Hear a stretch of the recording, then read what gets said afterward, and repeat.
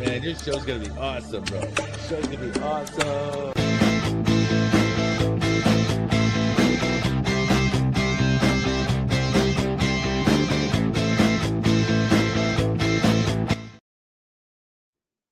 Okay, Taniscapi, everyone. Thank you for joining us today. We have an exciting show for you. This time, the layout's going to be a little bit different. I have one of my guests that is jumped onto the show a little bit early, as he has a prior engagement that he's going to be getting onto. So we have about half an hour for with him. So what I'm going to do is I'm going to bring him on so that way he could do his part of the interview, and then we can go ahead and do the announcements after his segment, right before our second guest. Okay, so hang tight while we go ahead and get that going. I apologize, let me just make sure that I have him in. So my first guest is gonna be Gerald S. Kern. Now, Gerald actually has been in the industry for a while. He's a Mr. Extraordinaire whenever it comes to the media world. So let me see if I can get this right. So I know that he drives trucks and food trucks for sets. He's also a photographer. He can be a set photographer as well as he does headshot photography. He also does scenic photography, like photography, any section you can guess it. He's got multiple awards. I mean, this guy has been getting around in the industry for a while. And let me see real quick. uh, he is going to bring up some actually interesting points today. The first thing that he's going to be talking about is actually interesting. Where'd he go? So the Arlington City Council. Let me see. So there's actually going to be a vote coming up for the film incentive portion, probably, which is going to be happening in Austin. And so this is something that I've heard Linda McAllister talk about, as well as a few others. And so I'm glad that Gerald, somebody who's knows more than I do, is going to be talking about it. So I'm excited to be having him on. I do not see him inside of here yet. So, a little bit about Gerald. I met Gerald personally on the Bass Reeves, on the Lawman Bass Reeves set, and he's been doing everything. Every time I see an update on him, which you can follow him at Gerald S. Kern, and actually you can actually go into the ad itself, and it has their ads for their Instagram, and you look up their names, you'll be able to find them on Facebook as well. And at the end credits, they will have all this information again, so that way you can screenshot it if you need to. You can go check them out, follow them, keep up to what they're doing. So currently, he's actually helping out with one of the largest guitar festivals in the world. It's geared towards guitarists, and so he's actually doing a mic check last update that I received from him. Uh, and so I'm pretty excited. He's the portrait photographer for the Dallas International Guitar Festival. That is what he's currently doing. And so I'm thankful that he's able to put some time aside to be able to join us today. I want to wait until I have confirmation from him that he's going to be hopping on. So I don't quite see him on yet. I'm going to wait. I'm going to do a little bit of an introduction, I guess, for it. I'm going to go ahead and do the Blackfoot lesson, okay? So I'm just going to go ahead and go along with it until he hops in. So, okay, Nastanico and Mateo Koan. Hello, I'm Little Dog, and you are joining me today for today's Entertainers with Little Dog. Our lesson is actually going to be this right here. So, kistu. Kistu means you in my language. So, kistu, you. Nistu, as we like to, whoa, it didn't switch. Oh, well, I was hoping that it would switch over. Unfortunately, it doesn't seem like it did. However, if you replace the K with an N, it's nistu, which means you. So, kistu, me. Nistu, you. So pretty cool little differential there. So whenever you're talking to somebody else, if you hear them say kistu, you know that they're talking about you. Okay. If they say nistu, then they're talking about me. Now these can actually be put into the front of different words, like uh, some of them sound like a really long word, but they're actually saying a phrase like, "Hey, I'm gonna go to the store." As long as you can hear the part with the needs to, it says, they're talking about themselves. So I'm still learning, you guys. I look forward to teaching everybody else. The more that I learn, the more that I catch on. It is a little bit difficult because I am in Texas, and so I don't have a lot of people to speak it with, or go over it very much. And so, sorry, I thought my hat was crooked there. Just waiting. I'm killing a little bit of time while I'm waiting for Gerald to hop on because he said that he's got very limited time. So he is doing a mic check, and so we will see what's up with that. Now, the other topic that I want to bring up is that coming up in May, I'm going to be doing a panel to where we're going to do an interview style panel with the American Indian Native Studies and the people who are writing that. So, because this is actually a topic that I care about a lot, and there's a petition going on now. I know that the vote was on April 11th. However, due to I'm not sure what all circumstances it was actually put on a postponed vote. So it is not set on the sunset list yet, and they are still voting on it. So please follow or get your phones ready. Take a screenshot of this QR code that I'm about to put on the page. Follow it to the petition and sign the petition. All right. I would really appreciate it. The American Indian Native Studies course representatives and writers, they would also very appreciate it very much as well too. So there you go. I'm gonna leave that there for a few seconds. That way we can try to get more awareness. So currently it is in Austin. So next, be paying attention to my page as I will be announcing whenever we will be doing the actual panel. Trying to get the other members to do it. We'll be doing it hopefully either in the Merlot Studios in Rendon, or what I'm hoping that we'll be able to do is to use the cultural center over at the Comanche office over by Texas Native Health in Dallas. So I will be making more announcements on that coming up. Now, the other thing I want to do is I want to give a shout out because, you see I'm no longer a bush right here, right? I'm not bushy whatsoever. I had my brows done and I'm very appreciative. We've been going to Mary for a while now. And so shout out to her and Pro Eyebrow Threading. You follow the QR code, check it out. I only paid 10 for my brows to get done, so she does more than all that. But I like to look good, right? Looks good. It looks like I have two eyebrows. I can go like this. Anyways, another shout out I like to give is you see I wear a little piece of swag right here. I got a snake and some bones right here, and on a necklace. And so, whenever I was at the IIAC powwow, I was able to keep an eye on one of my friends, is our new friend of mine, his tent while he wasn't there because they live in Grand Prairie and Arlington, and so they didn't camp out because they knew it was gonna be cold. I did. I knew it was gonna be cold, but I still camped out. So big shout out to Red Hot Creations. They are located in Grand Prairie. If you want to go and visit the shop, there's the shop right there, the address. And like I said, it's in Grand Prairie, close to Traders Village. Go by, say what's up, tell them Little Dog sent you, and tell them hi for me. All right. George is an amazing guy, does really good. Uh, Again, I'm just trying to kill time till Joe gets on because I thought Gerald was going to be getting on first. I don't see him inside the link yet. So I will continue forward. Another collaboration that I've been doing is I've been working with Dallas Film Hub and going to Film Hub Fridays. Now, Film Hub Fridays are every single Friday, and they just put out a promotion video for it, which I don't have at the moment. However, I will probably be playing within my next episode. So, it's the first one. Film Hub Fridays, every Friday.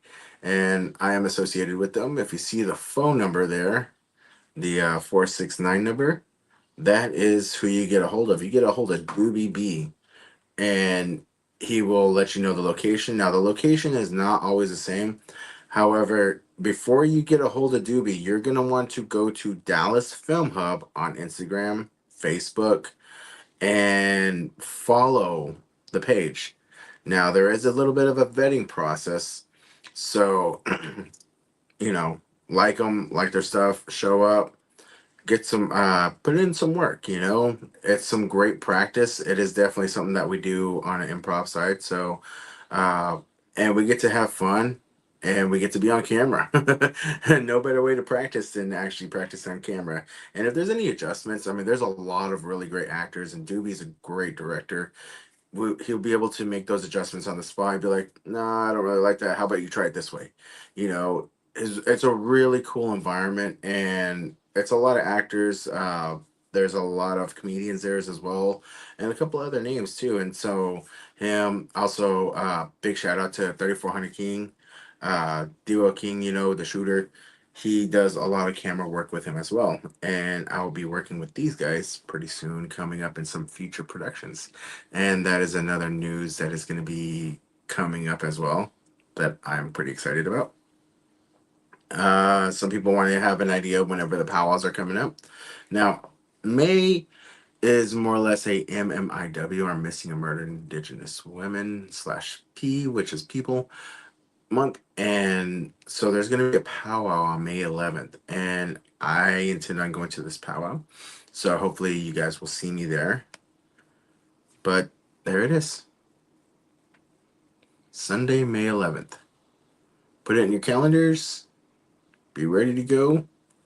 It is going to be an amazing event. So, I've gone through all of my intros, and I thought that he was going to be hopping on here soon. Who knows? I might be carrying the show for the first segment until about 8 o'clock, whenever our second guest can join us. Now, whenever I go to the main page, here's another announcement actually. If you go to Ronnie Hummel Productions, RONI Hummel Productions, HUMMEL.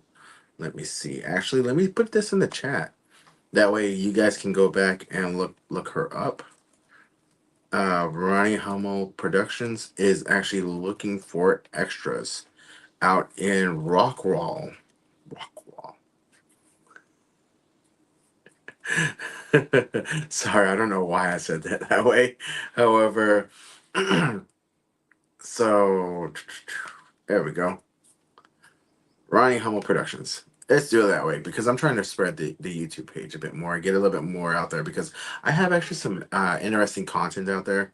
But anyways, let me get to this first. Ronnie Hummel Productions. Go to her page, like it, follow it, and subscribe, and listen to any updates. Right now, she is casting for 100 extras for a to watch pickleball, and you get paid to watch them. So you get paid to just kind of chill out and watch people play pickleball all day. I'm not sure how long it's going to be going for. It goes until it's done. So follow her, check it out, email her. Her email is listed in the post itself for the thing that she's casting for the production she's casting for. Okay. Uh, Another person that you should follow is, and I know that I put it up there before, but it's Dallas Film Hub. I'm wondering if I can cast this. Hmm. Oh, that's not the full video. Okay. I was hoping it'd be the full video, however, it's not. Now, moving on, I do want to go ahead and announce. Sorry, my other laptop is starting to have a little bit issues, so I was contemplating not doing my show here today, as we have construction going on and our Wi-Fi kind of messes up. So my my phone, which is actually my camera at the moment, is not connected to the Wi-Fi. However, my laptop is, and it just kind of glitched out on me. So glad that it's back up and going. Now, moving on. What I have coming up is another announcement from One Bomb. One Bomb, we are still raising money. However, I do not have the overlay ready, because I was going to do it while Gerald was doing his segment. While we're doing his interview, I was going to upload it. However, One Bomb is a film that's coming out that I'll be traveling out to the UK for. They are raising money on the Indiegogo. So if you go over to their Facebook page, you'll be able to go to the Indiegogo to be able to help to donate. X, it's the one spelled out ONE bomb BOMB. So check them out. They're on Instagram. I believe it's one bomb 2025 on Instagram because the algorithm kind of didn't like the name. And if you go to Facebook, you'll be able to find the page itself. You'll see my video on there that I shot for them, as well as many other great actors who will be in the film as well.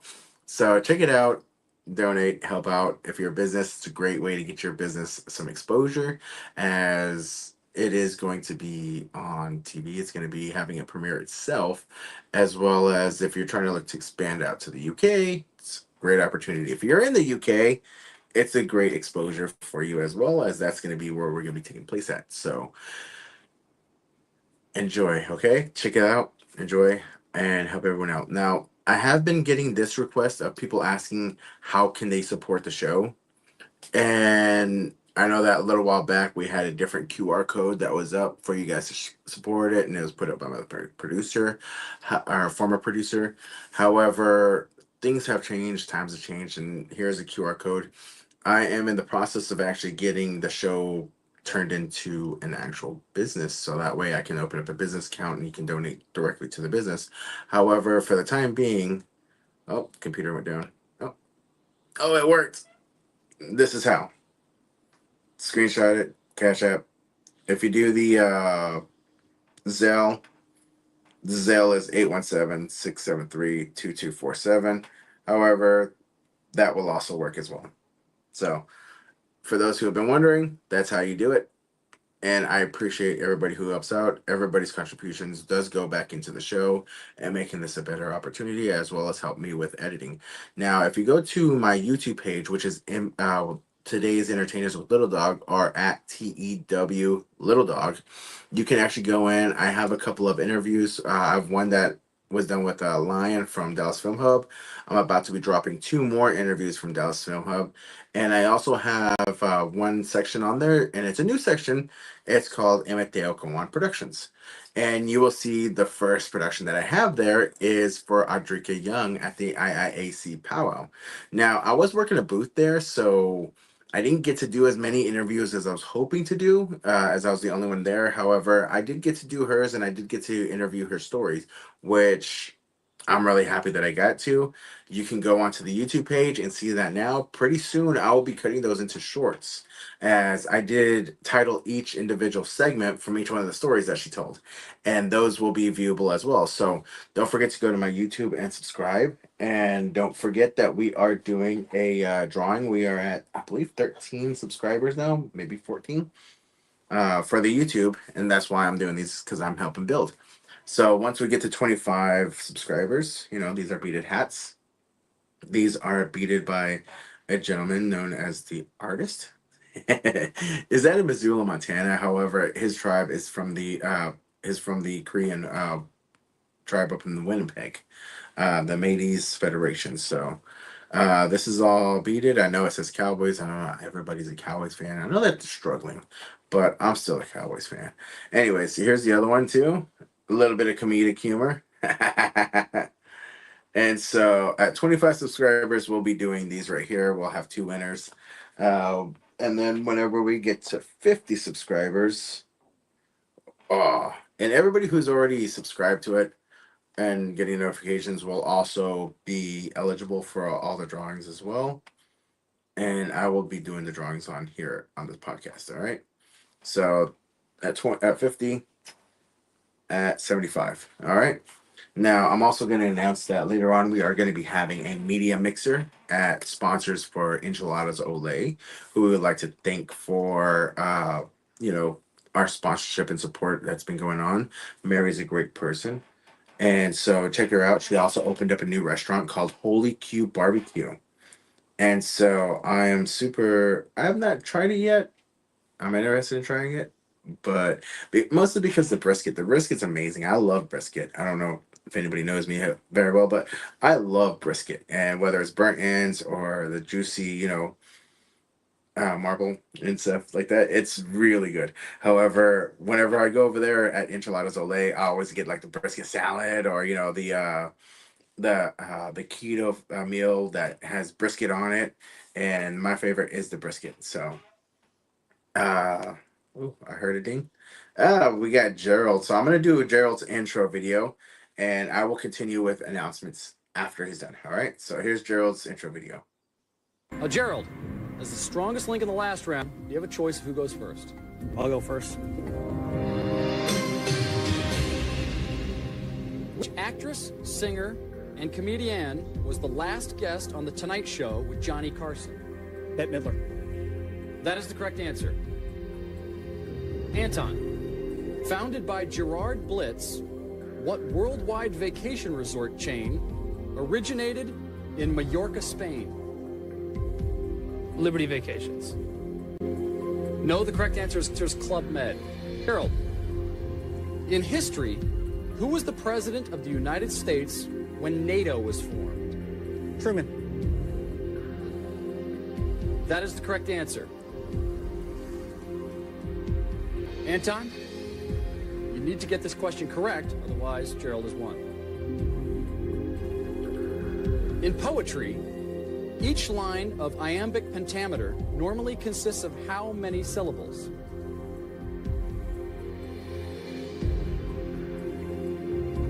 Nine. No, the correct answer is 10. Gerald, you're today's strongest link, and you go away with $3,000. Anton, you go away with nothing. Midway through, I realized, I can take him out if it came.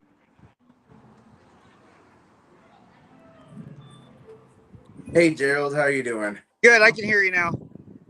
Sorry about that. I turned it off while the video is playing because I found out that they can hear us in the background. Yeah. So thank you for joining us. I know that you're extremely busy and very busy today. So thank you for taking time out. If you don't mind, just go ahead and give our crowd a quick introduction to who you are. Hey, I'm Gerald Kern. Live in Arlington, Texas. Military brat, served 8 years. Decent photographer, decent actor, just kind of good all around fixer on a set. Man, you're more than decent on the photography. You do some great photos. Yeah, I have the Amon Carter Museum of American Art in Fort Worth, and had another piece under consideration at the Smithsonian at the National Portrait Gallery, and then I've got some other pieces on tour. Man, that is fantastic. And you're also an actor. You do photography. You're an actor as well. That's actually how we met. So yeah. I appreciate you. I know that you're at an event right now. However, you had some pressing issues that you wanted to bring up regarding the legislation for the film, correct? Yeah, I think a lot of folks, because of what I do politically and then what I do on the film side, have asked me my thoughts on the film incentives. And my personal belief, the way it's written right now as of today, I don't think we're negotiating hard. I think the politicians are getting bamboozled by a bunch of celebrities going to Austin and getting a bunch of selfies, but they're not negotiating the terms. I've looked at the terms, and we're not negotiating for back end points. They're not securing that, like, actors like yourself get a fair shot to be at least go through the audition process. Like certain jobs, if you're a SAG, they can restrict just to SAG, or even the truck drivers. If you're not a Teamster, you can't do this, you can't do that. Well, I'm kind of like, well, if you're using taxpayer dollars and you're qualified to do the job, you should be able to get interviewed. Mm-hmm. Not saying that you're guaranteed the job, but you should be at least able to interview for those positions, whether you're a union member or not. So what they're going to end up doing is they're going to do those film incentives, but they're going to back end it with a bunch of background actors, paying them minimum wage. But all the higher paying jobs are going to be going to union members, many of them out of state. And we're not negotiating those terms. This thing gets passed as is. There's no negotiating. There's no more negotiating for another 10 years. And I don't think they had enough industry folks look over that contract. I don't think if it was Jerry Jones or Mark Cuban or anyone else putting up $500 million, they would reject this deal. Not because that it's bad. It's just there's not enough meat to it. Why are we not asking for back end points on some of these projects? Instead you're going to have to go to taxpayers again 10 years from now for another handout. If you got the back end points on some of these projects, you could probably get some of this money back into the treasury account. So that's my big deal. Is that it's just, I don't think it was well written when you read I think it's about 14 pages as it stands, but it doesn't specify, hey, you need to interview these people, you need to do these things. They don't put enough teeth onto it. Why you were on Bass Reeves? Why is there a caterer from Georgia on a Texas set? Yeah. I noticed that. You saw it. If they're using private dollars, then you know what, if they want to. I sure did. I saw it on there as well. And I know that it's definitely a big concern. What are some of the ways that you suggest that we can make a difference? You need to call your state rep and your state senator. And the thing is, they're getting slammed. I'm having trouble hearing you. Oh, can you hear me now? Is that any better? Can you hear me now?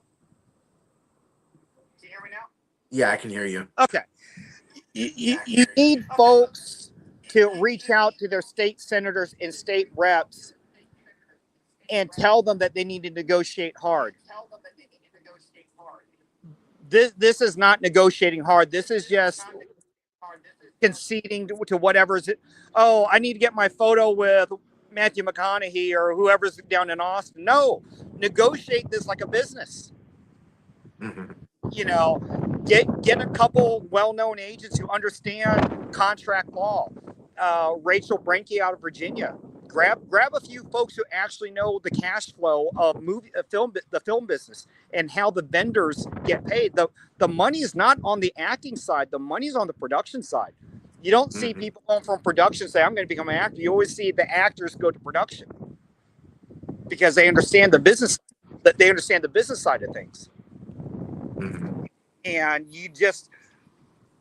our politicians are kind of dumbasses. They don't know those type of details. They don't know what to ask. Mm-hmm. And that makes sense. If they don't know what to ask, they're just going to sign off on whatever the Hollywood guys tell them to sign off on. Love Dennis Quaid, did his portrait the other year, but we're leaving a lot of food leaving a lot of meat on the table the way it's written. There's nothing that specifies how that money has to get broken up. In the NFL, they have what's called the Rooney Rule, and it says that for coaching positions, a minority has to be interviewed. Doesn't mean you have to hire them, but you do have to interview a minority. I'd say same thing here. If you're using taxpayer dollars, you have to interview Texas residents that are qualified for the job. Whether you hire them or not a big, it is what it is, but you have to be able to interview them. Have you done any SAG roles before? Not as a primary. I've done background. Okay. So when I've done SAG roles, I have to do a waiver because I'm not going to pay $3,000 to join SAG. Just not going to happen. But I have to do a waiver so I can get paid to do that SAG role. My argument is if you're using taxpayer dollars to fund a film, every single person that's not a Texas resident, you need to do a waiver for. And explain, okay, well, we're bringing these folks in from California or these folks in from wherever. That's fine. But you need to document that you're using other people that are out of state. They have to document it with me when I'm working on a SAG project and I'm not a SAG. So why don't we do the reverse to them? But we're not that money's not going to stay in Texas the way people are thinking it is. Yeah, I know that was one of the issues that I believe I went to a class with Ronnie Hummels. Yeah, and Linda McAllister was there, and she was talking something similar as well too. But like for me, I do the photos for several state reps and state senators, and I've been texting them directly on what to put in for. But it can't just be me. You know, it needs to come from other folks and pushing them. The folks, politically, the folks on the left are probably going to just say yes, go for it, you know, just pass the bill without looking at the details. The folks on the right side of the aisle are going to have some pushback because they're going to see it as corporate welfare, and that's usually a big thing that Republicans typically don't like. In reality, it can be a good bill that fits both parties' needs if it's properly structured. The lieutenant governor's pushing it through, but seeing what he wrote up, it looks like a bunch of lobbyists wrote the bill. It doesn't look like, I can't think of any Texas actor that would just say yes to the way it's written if they understand what they're reading. But if you read that contract, there are no protections for a lot of Texas actors to even be given the chance to interview. Wow. You know, at least be auditioned. You know, I got my camera with me right here, and you know, if I want to do behind the scenes photo, I had to join one of the cinematography guilds. You know, that's like I think maybe like around 11 grand or so. Yeah. You know, that's a lot of money to dish out. Am I qualified to do the job? Yeah, but am I going to dish out that much money just to work a few jobs a year? No, I'm not. But the problem And is, the thing is that I can't interview for the job because some of those jobs require that you belong to the union, which is fine if you're privately funded with investors, but it's not cool if you're using taxpayer dollars in a right to work state.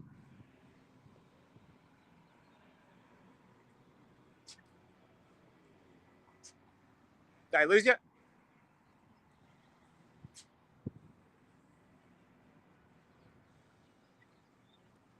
sorry about that. I had some signal issues, but you can keep going because I can still hop back in.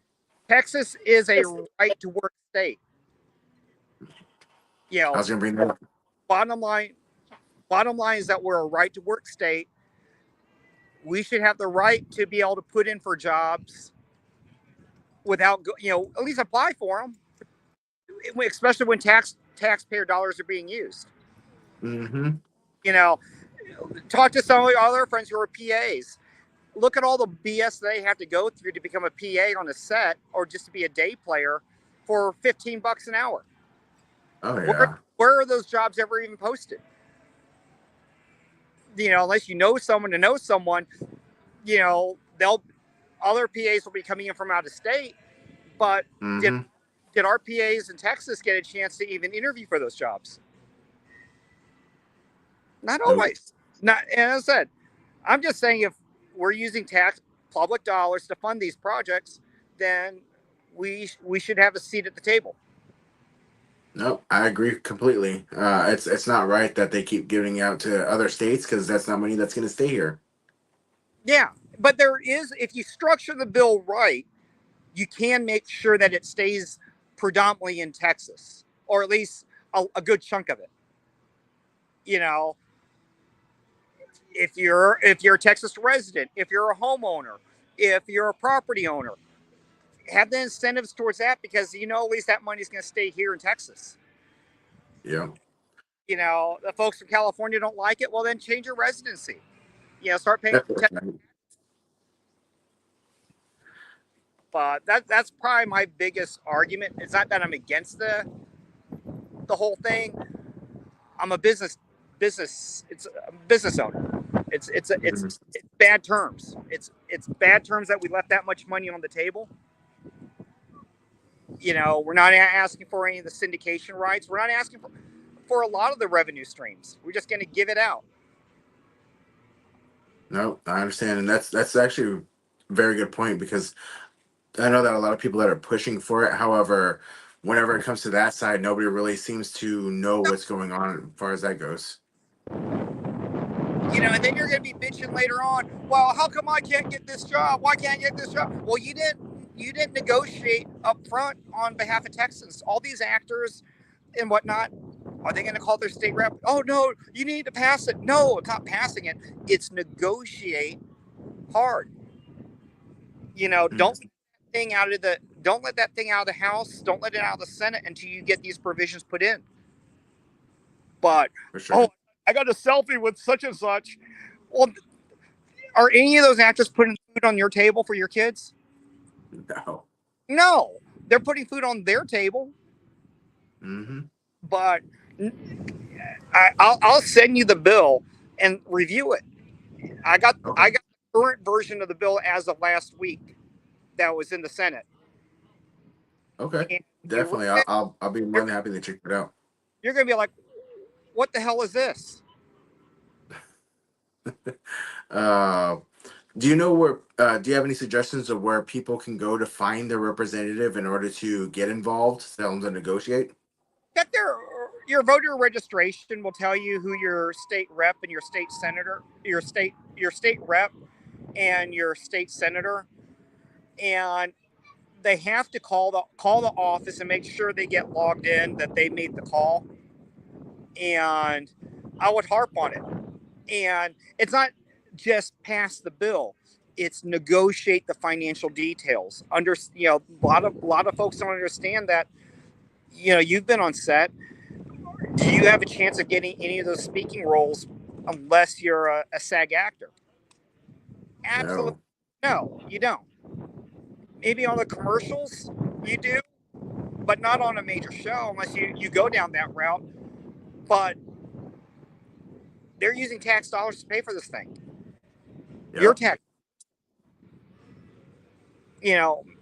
Maybe you get outdone by someone else, but you should have at least the right to at least audition. get it set up. Yeah.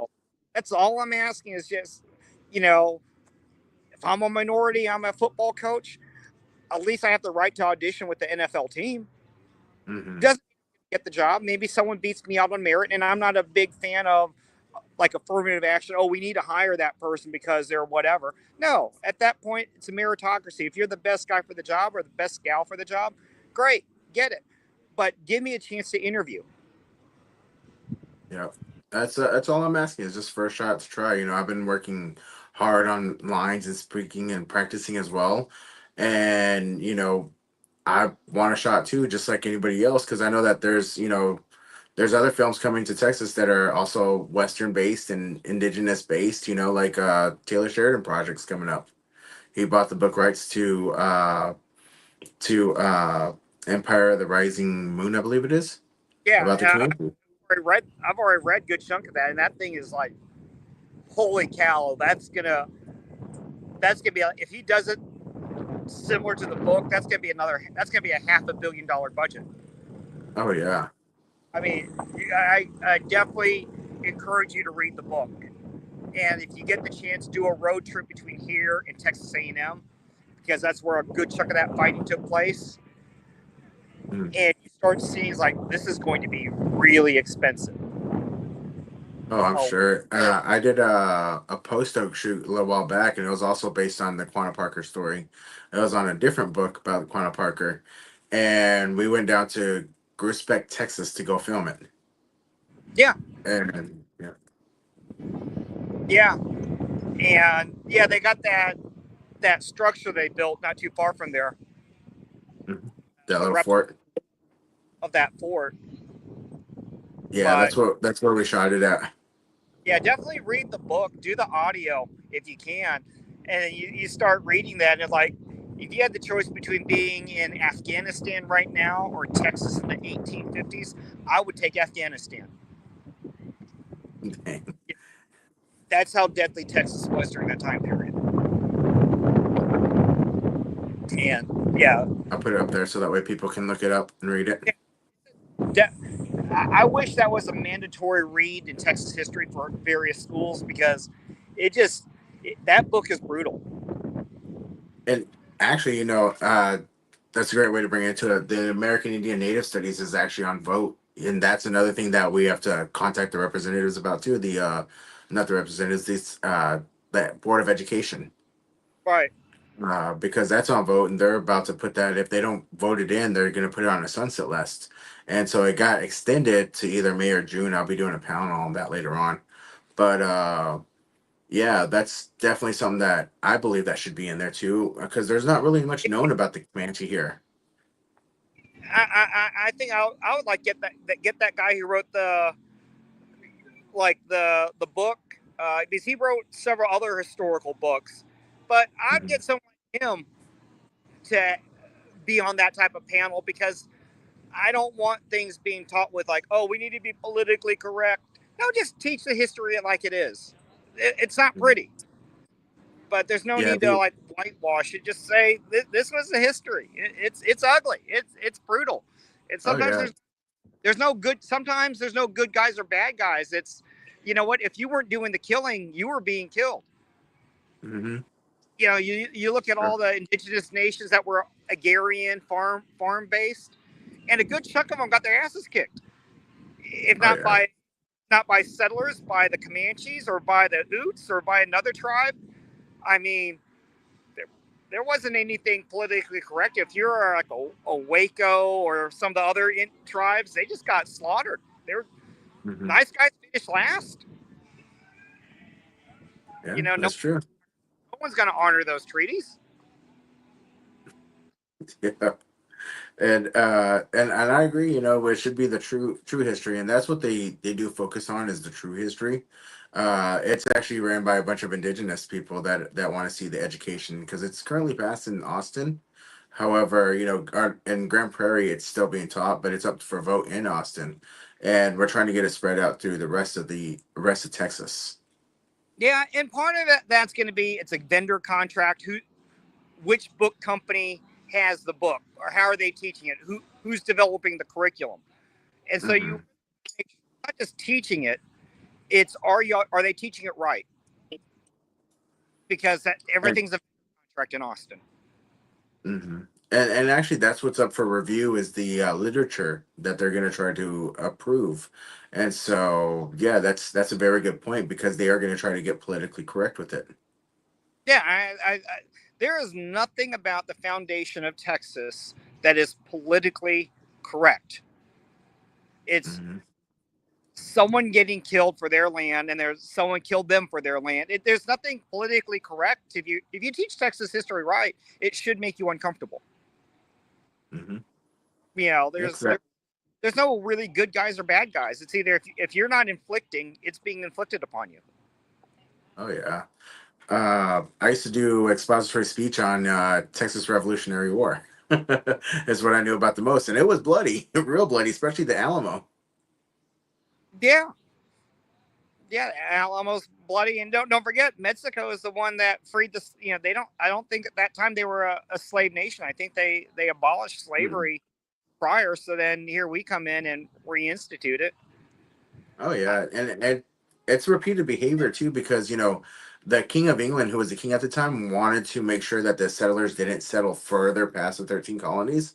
And most people don't know that that's what the American Revolutionary War started over, was because they wanted to move past the 13 colonies and expand across the United States, and the king actually did not.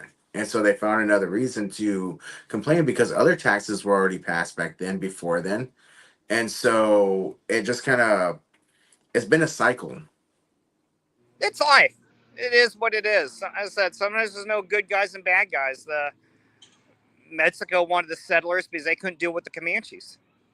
Mm-hmm. Figure the settlers might make a better buffer, and that didn't work out for them either. They turned on them. The French couldn't deal with them. Mm-hmm. So I mean, those are bad MFers on horseback. I mean, Oh yeah.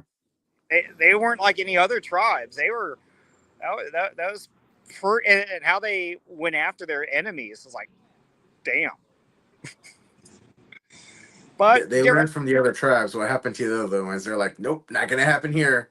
They held off as long as they could.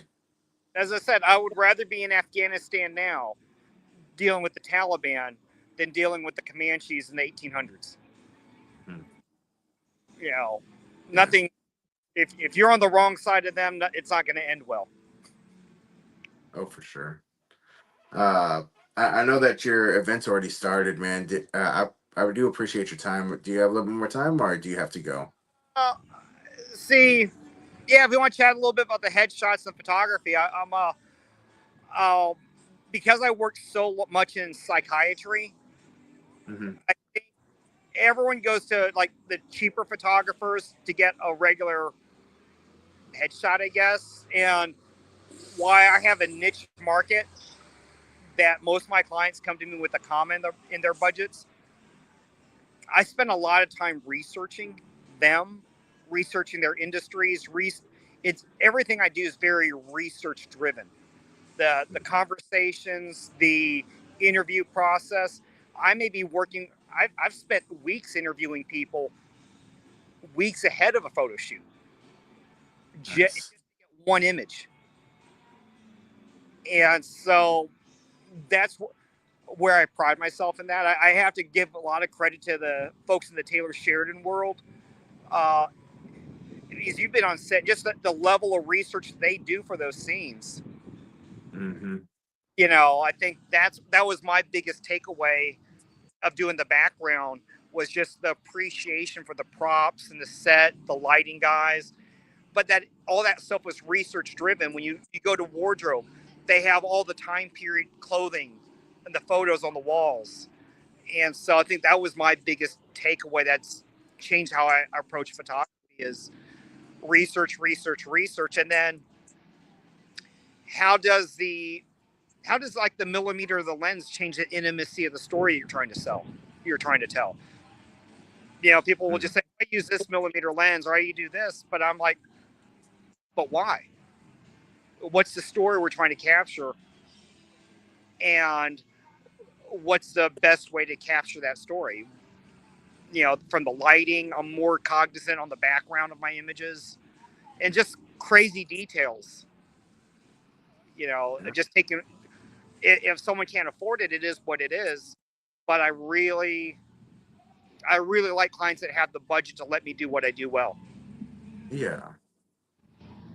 No, I understand, and I got to sit in on some of your sessions that of your photography and everything, and it is an experience because you give direction on to do different looks, and uh, you know you give really good direction. Let's put it that way, I will and they come out really good.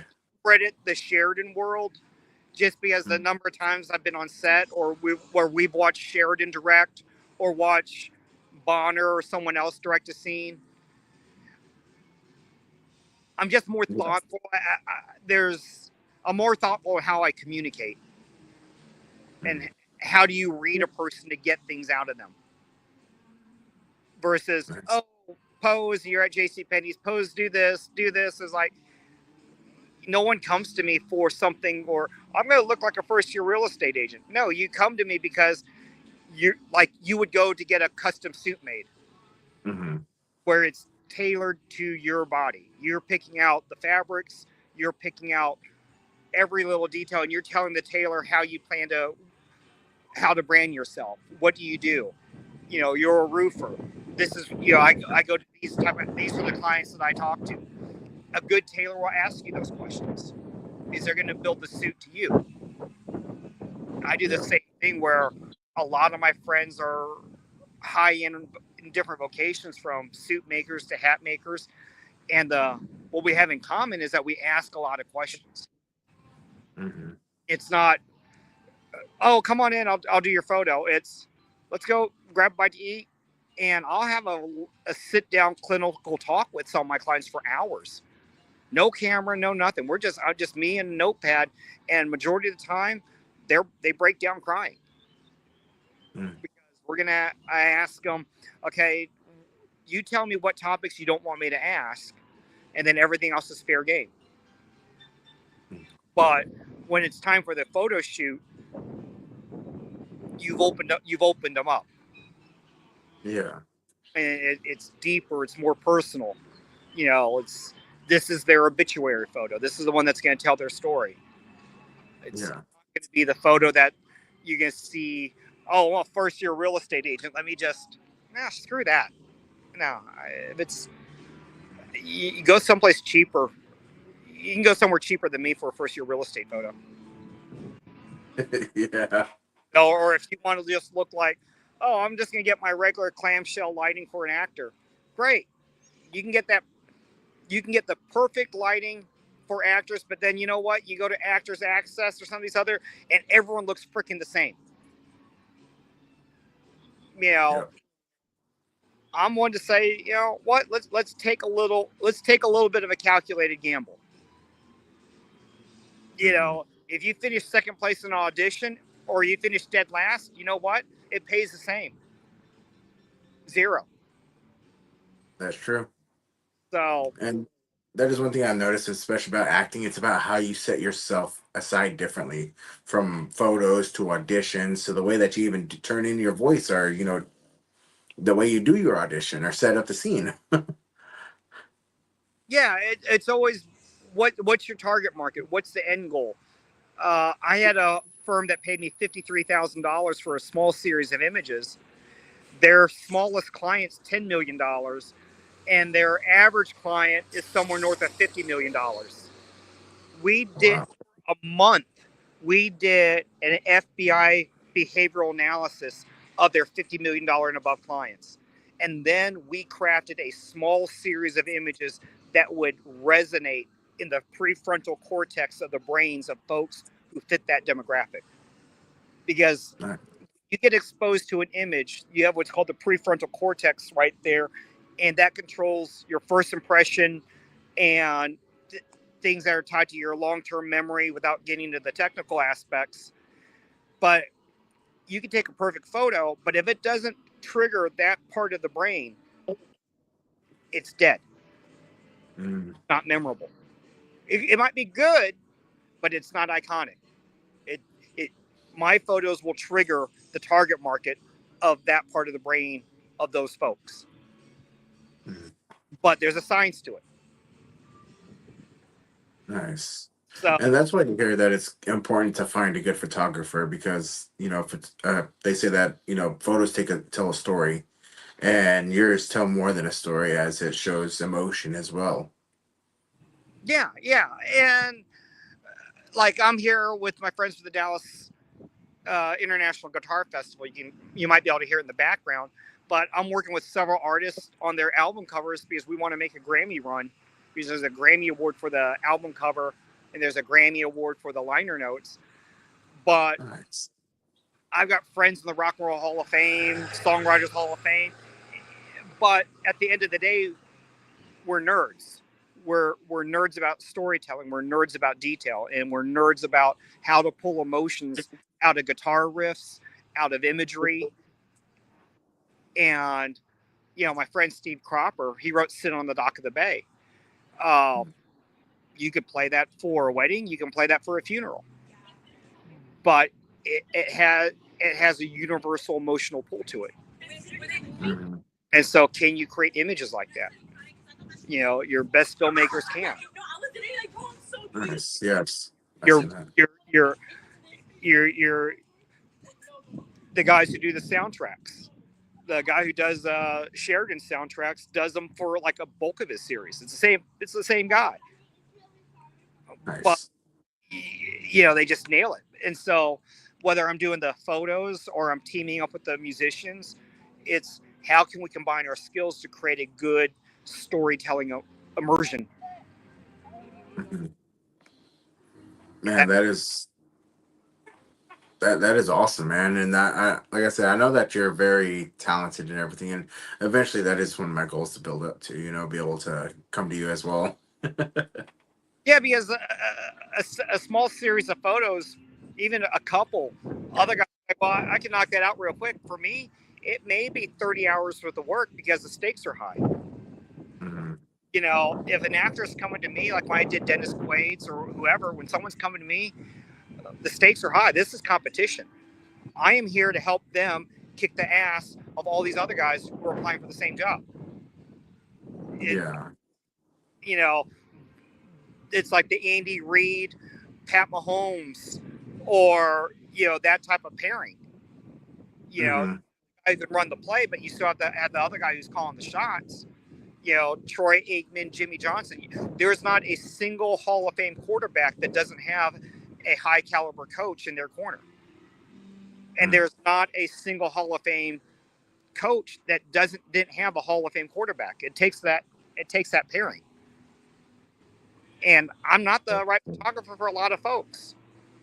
I am driven to win. And if a person doesn't have the budget and the drive to win, I don't need them as a client. I don't want my signature on it. If I see a person have bad branding, unless they're paying a stupid amount of money, I'm going to turn it down. Because I don't want their crap being a reflection of me. Yeah. And people don't understand how important branding is, especially, you know, and it's in any business really, especially in acting as well. Branding is very important. And if someone doesn't take it seriously, they're frustrated. Money talks. If someone throws enough money at me, I'm going to work with whatever. But it is miserable to work with someone who doesn't take it seriously.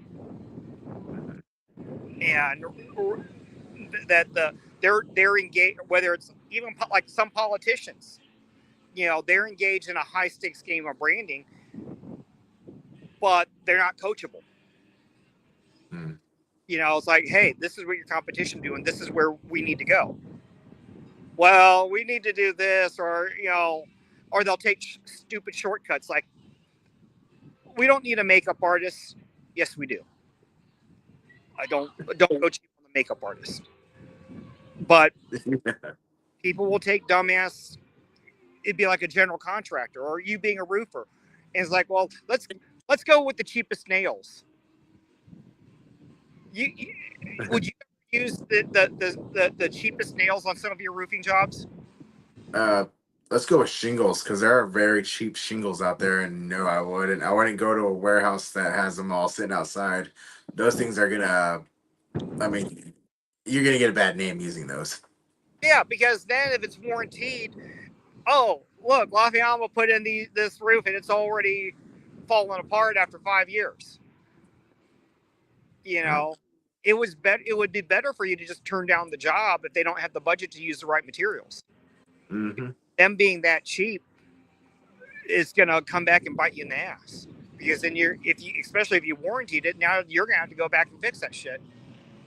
And Cutting corners is never a good thing. You told them not to use that stuff. But yeah, no, I get it. And not all money is good money. Yeah. No, I understand. And it's very good to get your advice on this and your take, because these are things that people don't really quite understand. And yes, acting does take money to keep going and being able to progress. And so, you know, for me personally, I try to progress as I can, as much as I can, you know, and it's always been a goal of mine to always get better and always improve. Right. And so I think one advice I'd have for females is do not go to a photo shoot by yourself. You know, I have a harder time discounting female photo shoots because I'm going to have staff with me. I will never be alone with a female client by myself. And look, this guy cheaper. You don't go to your gynecologist on Groupon. No, you go and they're going to have a nurse there. Nurse is going to be the first person that walks in. I see too many females, and it's a predatory business. When guys are charging lowball prices, there should be red flags. Guys with the skills, they're going to hold their price, and they're not going to do trade for portfolio. Yeah. This is the price. You're not going to have you're not haggling. You go to Macy's or you go to Nordstrom's or whatever, or you go to a doctor, a cardiologist. You're not haggling on the price. This is the price. I mean, if you had to do heart surgery, get heart surgery done, are you going to be going through Groupon? No. No. So if you're going to a photographer that could impact your brand, why are you going to the cheapest guy? Mm-hmm. Because once you create a bad first impression, you're going to have to spend more money to fix that. And by the way, you don't own the copyright to your images. The photographer owns the intellectual property right unless it's otherwise, unless you have a contract, the photographer owns the copyright, not the individual on the other end. Okay, that makes sense. Unless otherwise negotiated in writing, it always defaults to the photographer. So you get some shady MFer, you better want what's he doing with the images. You know, There's a lot of deep fakes out there they can do with the photos. why is he running it so cheap? Because he might be selling your images on the back end elsewhere, because he or she has that right. You get someone Yeah. price, they're probably not going to be doing that. But when they start, you see these lowball photographers, people, I'll get some criticism, but I'm just saying, you'll see a lot of people getting taken advantage of by some really shady folks just because they can buy a camera. You know, just because I can drive a sports car doesn't mean I can really drive a sports car. You know, Yeah. I didn't go to Skip Barber School of Racing. Mm-hmm. I can buy all the parts at Home Depot to redo my roof. Doesn't make me a roofer. No. You have me doing a roof, and you're going to be like, looking, what the hell did Gerald just do? He had all the DeWalt Milwaukee tools and all the right stuff. He said all the right words, but that roof is chewed the hell up. Oh yeah, I see a lot of Frankenstein roofs around the DFW too. Yeah. So, but you got to, if you have a good roofing crew, they're going to command a certain price. Mm-hmm. If they've been doing it for 20 years, you know what? You're going to pay for that 20-year experience. Oh, for sure. You know? So, but I tell folks, when it comes to your personal brand, I would be very judicious on what you put out and who you work with, because if you don't own the rights, you don't know how they're posting your images, because you don't own that content. You know, there are certain shows I won't work on if I know who's on it, because I know there's certain people in the industry that are just complete train wrecks, and I don't want to brand myself. You know, That makes sense. Yeah. not all money is good money, but when you see certain people, and Ronnie probably gets tell you the same thing, when I see certain folks pop up on certain projects, I just know I'm out. None of their projects have ever monetized or even done well or even gone to market. Yeah. By the time someone casts that person, it's a complete train wreck. Yeah. And you just see folks that are just train wrecks with whatever they shoot. So I totally get it. I get, and that makes a lot of sense too. look, I always got to be careful. yeah, I'm gonna get a speaking role, but I'm looking at who's working that project, and I'm like, it's gonna be a speaking role in the trash bin, because that thing's not light of the day. And then if it does see light, it's gonna be so poorly done that there have been a couple shows that I've worked on where I was like, you know what? I'm never going to admit to even working on it. Yeah, honestly, Amy had a thing like that too with the Vid Chronicles, and it was so poorly put together and poorly organized that she has a hard time. She had a hard time putting on her resume, but that's the only speaking role that she had at the moment, or has. And I have a friend that came up from San Antonio to be on the Vid Chronicles, and they didn't tell him what he was going to be, but whenever he got there, it was already too late to leave, and he had to pay Chomo. I think for me, up. things I look at catering. If the catering's on point, that's a good sign, because catering, you have to pay the day of. If they're going cheap on catering, that means they're already that broke. Mm-hmm. They can't afford to pay the caterers. They're not paying you. Yep. because that tab has to be paid the day of.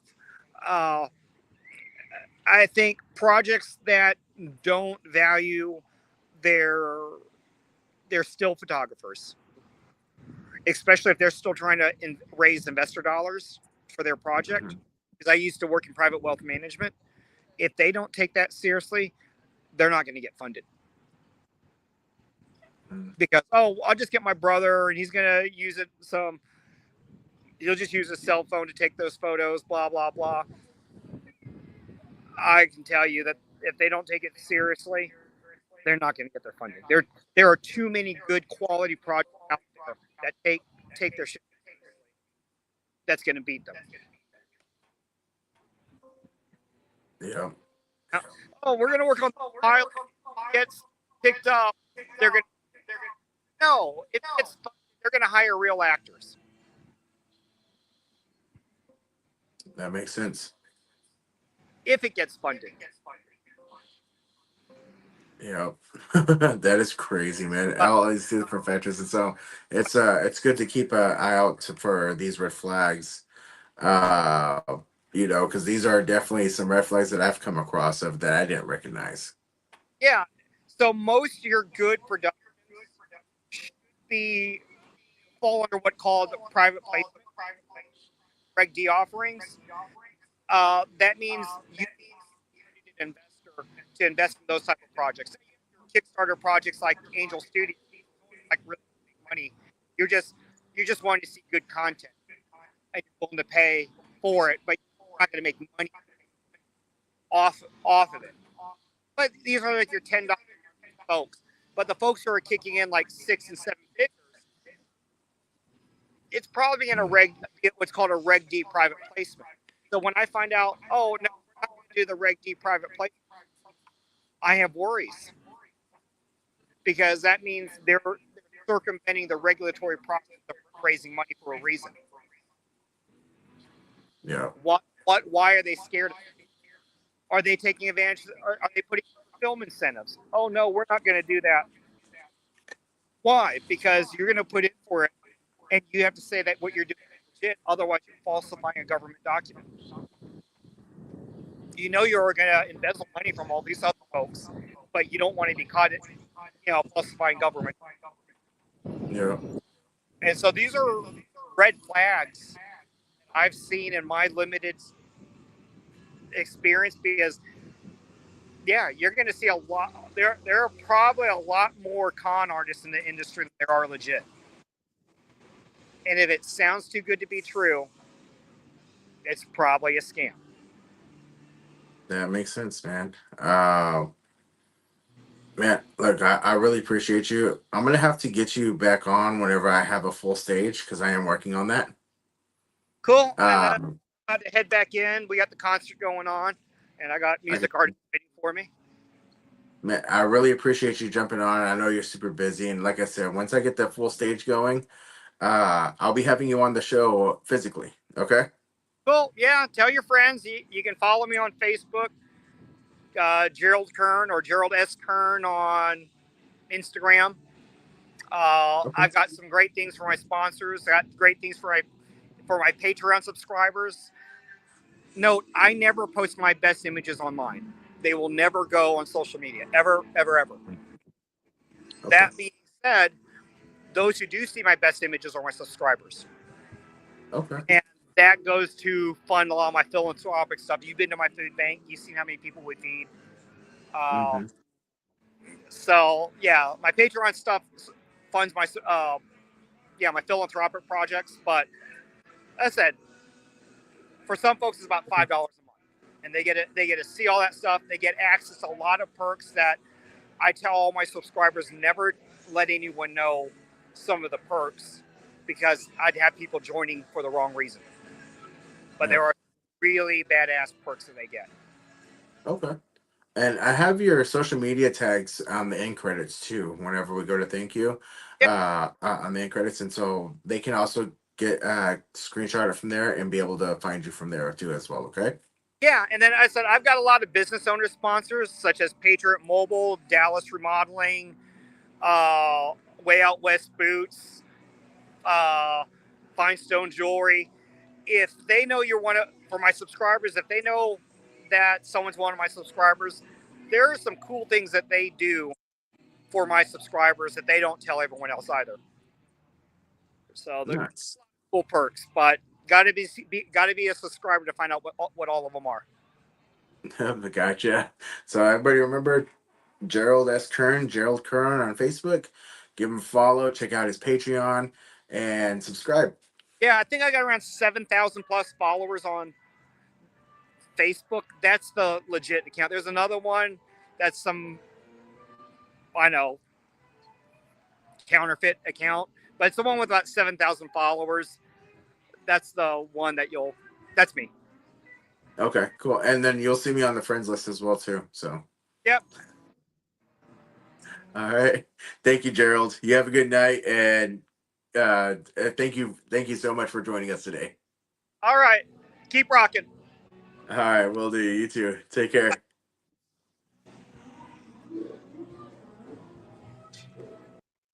All right. Thanks to Gerald Kern. That is awesome. Don't forget to give him a like, a follow. Go to his social media pages. You'll actually be able to find him on I've tagged him in the actual ads, so you can follow him from the tags if you're on my page, or you can go to him directly off of his. And if you see me on the friends list, that is the right account. I am not friends with the scam account, so I am friends on the actual account, and you will see the post from today's Entertainers with Little Dog if it's not buried by then, because he does post quite a bit and he does some great content. So go ahead and give him a follow. Moving on, though, we are going to be moving on to our director that we have on here. He's an actor, director, is a writer. He's a great guy. I've met him personally, and he is based in North Dallas. And he's an awesome guy. I've been in talks with him for a while. He had put out a casting call for something, and I answered. And so I don't know if we're going to talk about that at the moment. However, we are going to talk about some of the projects that you can watch and some of the stuff that you were able to watch, as well as I will be showing a trailer here shortly from the Cutthroat tapes. So without further ado, here is the intro for Logan A. Hamby.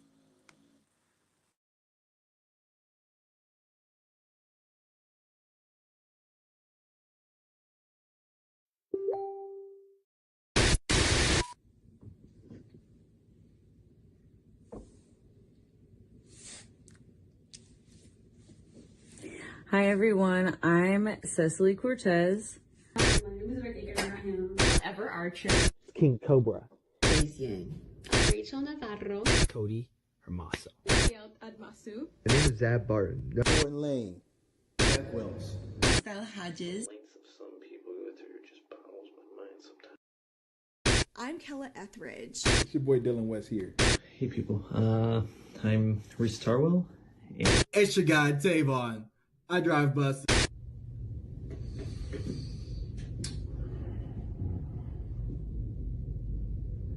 Alright.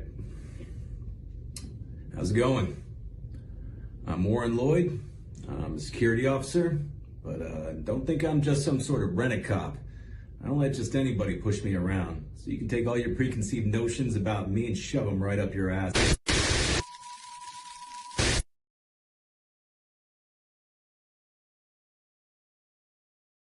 Hey there, Logan. How you doing? Hey, Laviam. Thank you for having me. Hey, thanks for coming on. I'm really excited about that one. Putting it together has been a whole thing, but I'm super excited about the final project when it comes together. Man, that is awesome. I'm excited to check it out too. It looks very interesting. So I was checking it out, and every time I was like King Cobra. super experimental. I like to think outside the box and do things differently. So nice, and that's always refreshing because it's tired of seeing the same cookie cutter videos and movies over and over again. And so it's always good to see things from a different perspective, our artistic side. Right, exactly. It's if you don't mind, can you give yourself a quick introduction and a into who you are and your background? But before we do that, I want to give a little shout outs. Good evening to Benita and to Kiki. Oh, So, if you don't mind, what is your background before film? Actually, so- Before film, I guess that would be before 2019. I grew up in a family that everybody loved movies and like comic books and entertainment growing up. So I've always been fascinated by film. But let's say before I actually got into it, um, I was in the Navy. I served a year as a cook on the aircraft carrier. I got to travel the world a little bit. Went to South Korea, Japan, Thailand, Singapore. Singapore was amazing. Beautiful, beautiful place. Nice. But yeah, after that, then I kind of just like tried to do the college thing. I went to Job Corps, tried to do trades in nursing and security. And then I worked security for several years. Um, then I worked at Trader Joe's, and now I'm working with youth while I'm trying to also do my film stuff. Nice, man. That is awesome. So what drove you to start in the film industry? What was there anything that kind of you had a passion for that you wanted to see, or?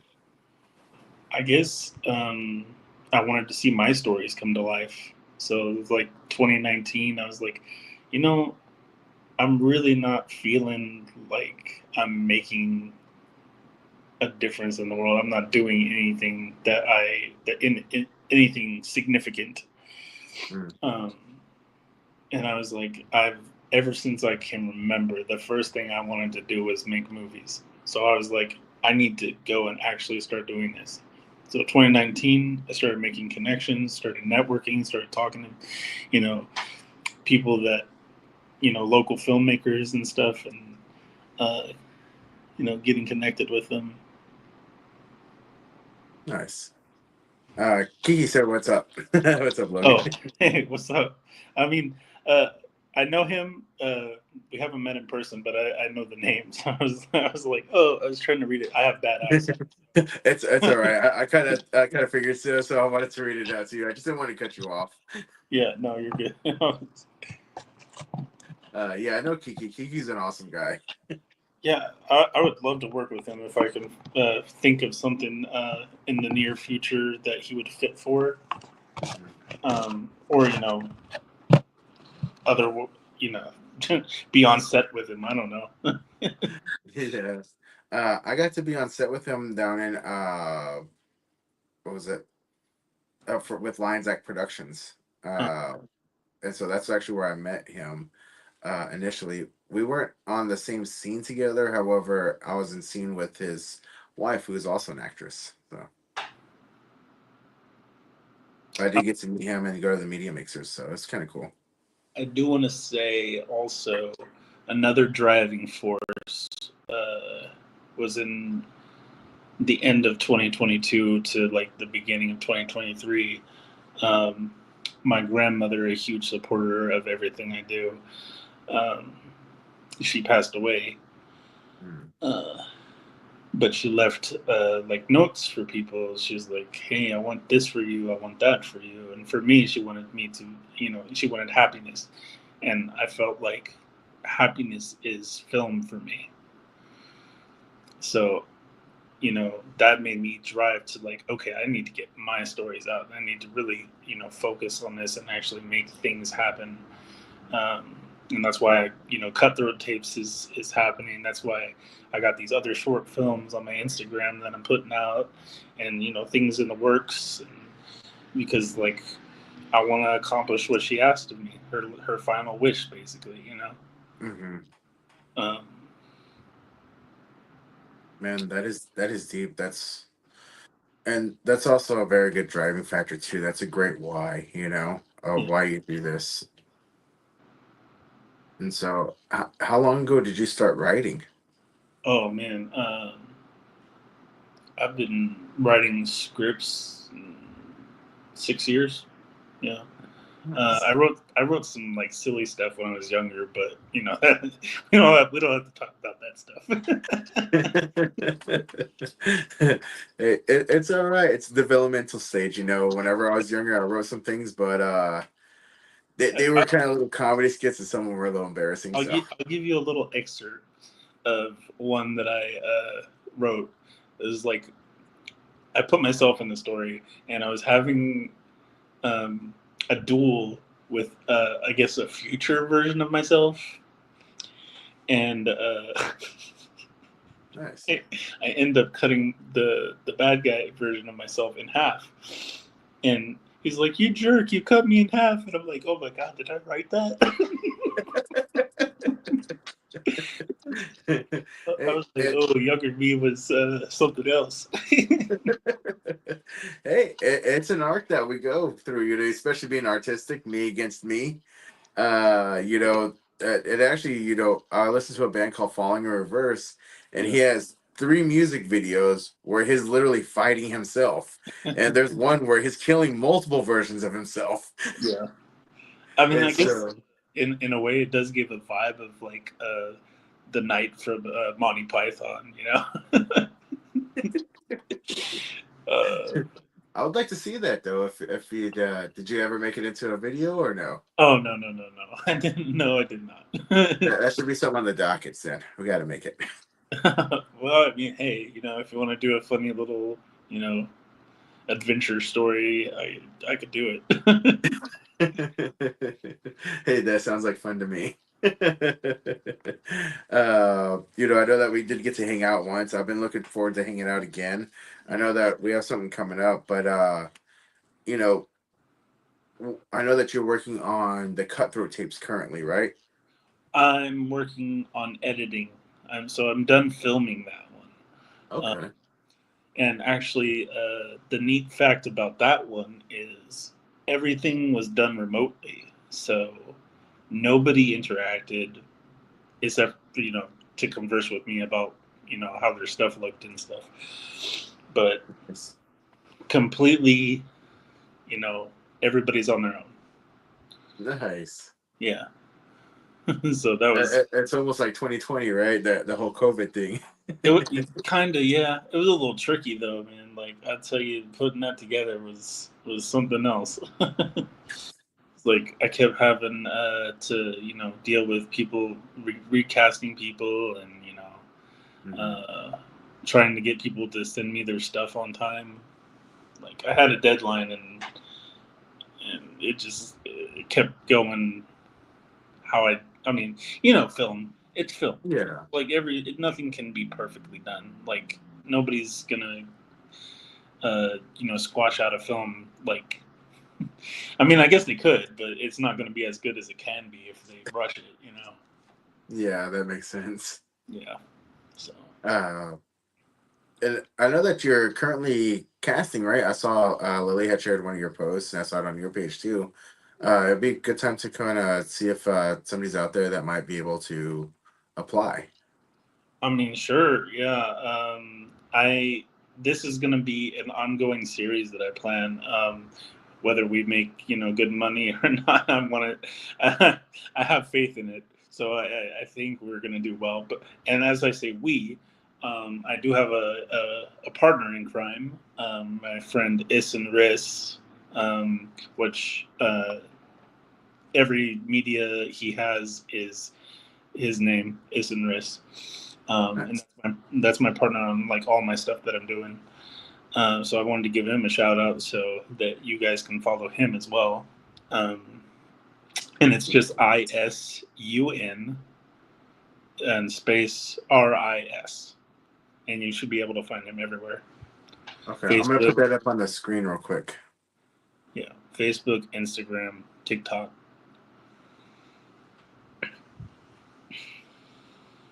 And give me 1 second.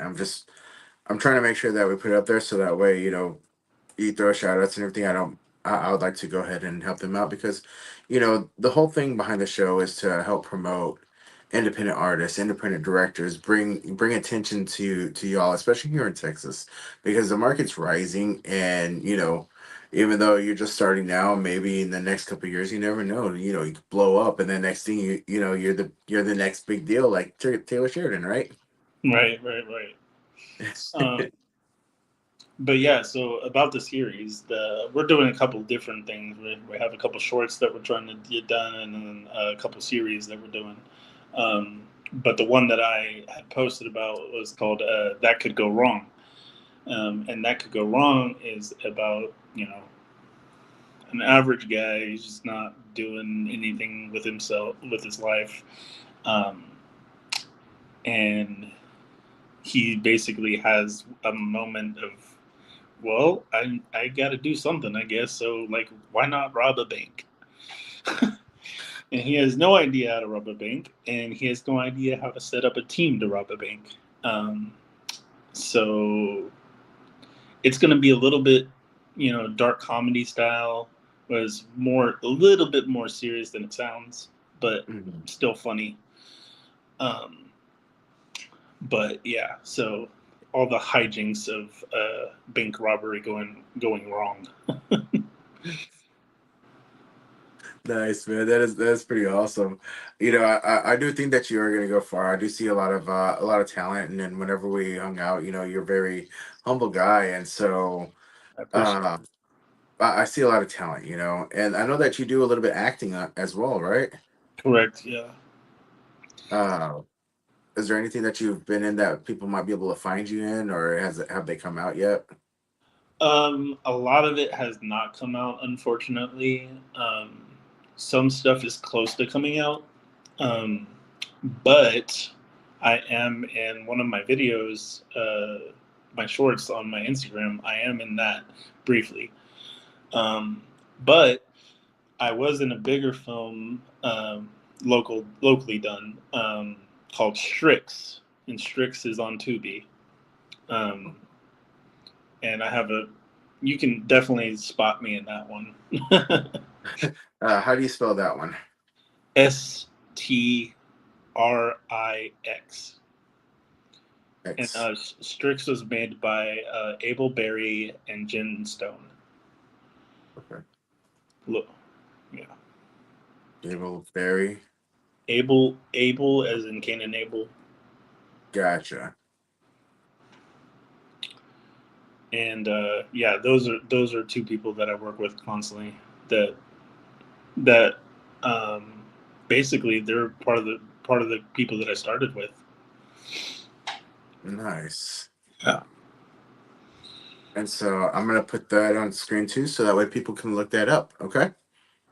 Because another aspect of the show is to give people more things to watch, such as things that are on Tubi, or because that's where we're gonna find a lot of independent works. Just being real, and so I want people to be able to find it. Okay.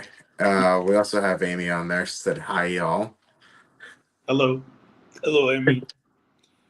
She's actually in one of the shorts that I made. Yeah, I saw that one. That was pretty cool. Yeah.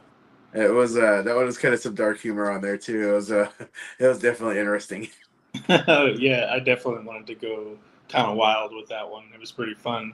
And I will just say you may see the Game Master again. Hint, hint.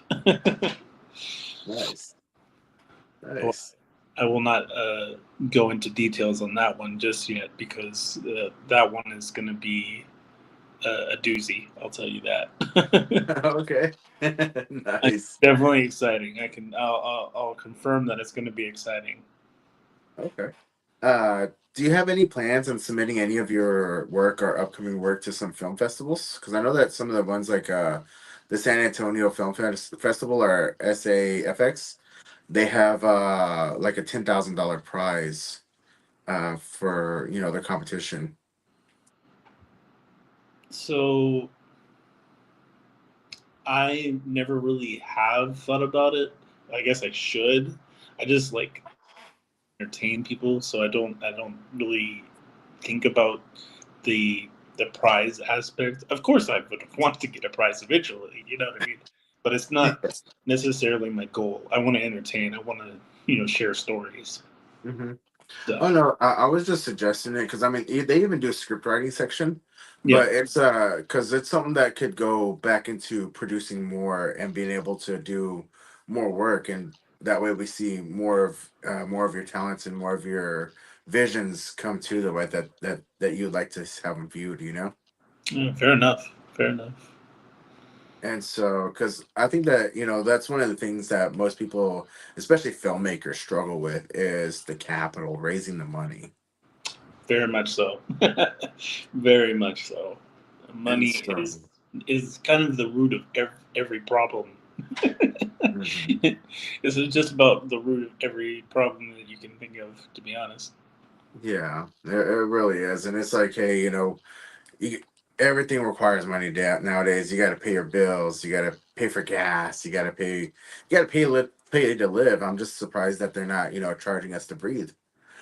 Yeah, you gotta pay to even, get the things that you need to be where you need to be in the future. It's like, you got to pay to go to college, to get an education, to get the job that that'll pay for your future. You got Pay for to your college. pay for certificates. You got to pay for, this and that. It's just like everything you need to pay for. It's like some of this stuff should be like, just let us have it. uh, It's but like water. You got to pay for water too. I mean, you don't have to. I mean, you can go to the hot springs or some like natural spring and just get a little cup. But then again, you'll have to buy a filter or yeah, a pot to boil the water. So Yeah, I mean, you that's pay true. for something. They get you somehow. Yeah, something's getting bought. So whenever it comes to other acting jobs, do you do? I know like some of the people that help to fund them, they go for like background jobs, background roles, stuff like that as well. Is that a route that you see yourself taking sometimes to come up with the funds for your films, or what? Or Are is it you, just so are you asking if I would do like pay to act roles in my films? yeah, in your films or in other people's films as well? Uh, Personally, I the one time I did it, I only did it once. I had a horrible experience, and I didn't even want to do it before that. I was like, paying to act. I mean, like if you're not really an actor, that's a good route to go. You're like, okay, I want to get be on this movie because it sounds amazing. Let me hop in there. But for me, I want to be legit. I want to be legitimate. I want to do this. You know, do an audition or be offered the role. Um, and also in the way of people um, doing that for my films, I don't want to do that. I feel like sure if you help produce it and you want to be in the movie, that's a different thing. I'll let that I'll agree with that. Hmm. But if you're just paying to be in the movie, I don't know if that will. It might bring the quality down Yeah. because I don't know how well of an actor you are, especially if it's like your first thing that you've ever done. Like, I want to at least see what you can do, I guess. And in that way, you would have to audition, which would kind of defeat the purpose of paying to be in the movie. Yeah. um, So yeah, I don't know. It's one of those rocky road situations. You don't really agree with it, but you understand it. Hmm. Uh, I understand. yeah. Uh, and so, man, those are some really great points that you bring up too. So, uh, I know that you have those ones coming up. Do you have anything lined up after that you plan on starting to film? I think I shared another film trailer that you posted, uh, in one of your photos. Uh, Um, are you talking about Geek of the Dead. Oh, there was that one as well, but that's not the one that I shared on your ad. Uh, Sorry, all my photos are on my phone because that's how I make my ads. Gotcha. But I'm trying to. Sorry, let me try to. Cutthroat Tapes. I don't remember. I don't think I have another trailer. I have shorts that I put out. I mean, yes. No, I mean like it was a movie poster. It was somebody holding The a Holding. knife. The what? The Holding. Yes, the holding. The Holding is out already. Oh, that's right. That's on your YouTube page. Yes. The Holding was my first my directorial debut, as well as Isenris's. Actually, it wasn't technically his directorial debut, but it was the first one that we worked together on. So it's as much as his baby as it is my baby. Nice. Yeah. But that was our first one, and it came out pretty good. There's some aspects that could have been done a little better, but that's the learning process. Mm-hmm. But I still think it's a great film. It came out pretty fun, and my cast was great. I appreciate everybody that was there. Man, that's pretty cool, and that's definitely something that people should go check out. And that's on your YouTube page, correct? It's on my YouTube page. I believe it may be on the Instagram page too, but it's much easier to watch it on the YouTube page. Okay, and in the credits, I've included your YouTube page, your Instagrams, and your Facebook too, so that way people can find and follow you. Okay. Wonderful. And so, because like I said, I want to bring attention to you, and everything. Have you thought about checking out some networking groups around town if you're able to? Like Friday nights, I collaborate with Film Hub Fridays. I literally just went to a mixer last Wednesday for the first time, my first mixer, and I met some pretty good people and some people that I knew already, but I haven't met in person. Nice.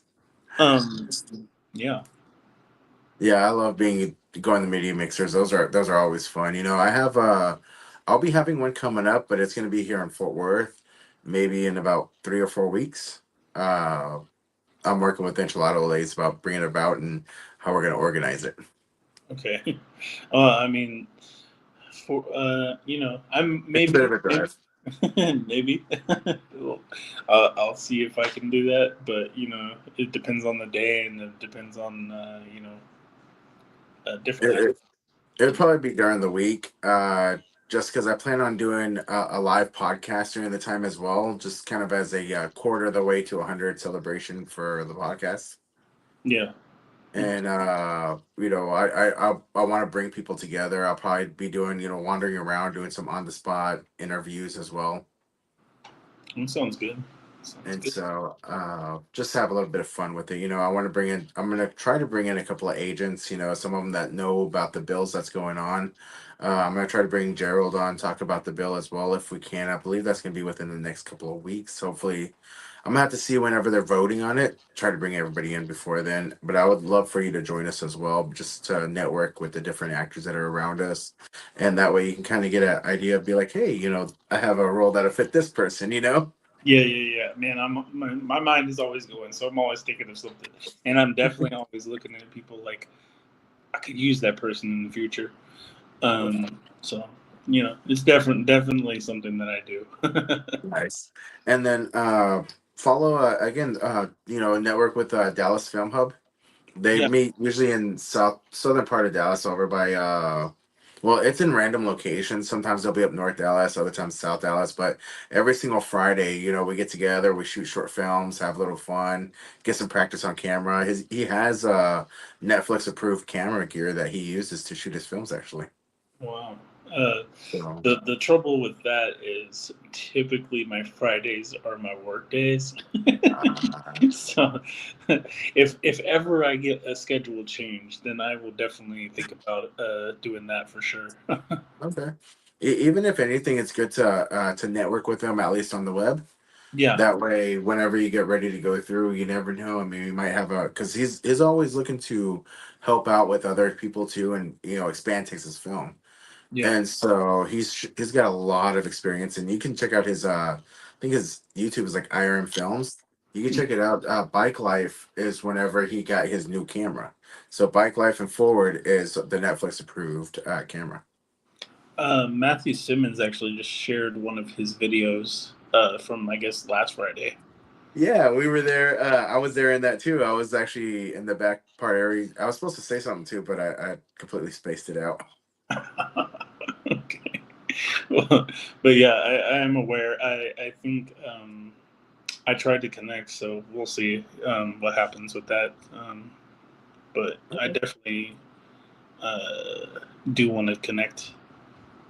Okay, for sure. Yeah, just message him. His name's Doobie B or Doobie, Yeah. and even just say, "Hey, little dog sent me," because we're really good friends actually. So Okay. I don't know. I like to hang out with the guy. The guy's really cool. He's a really humble guy. I have an interview that with him, a pop-up interview with him that I'm sitting on, and it seems kind of similar where directors are like, hey, I'm a little shy to get on an interview,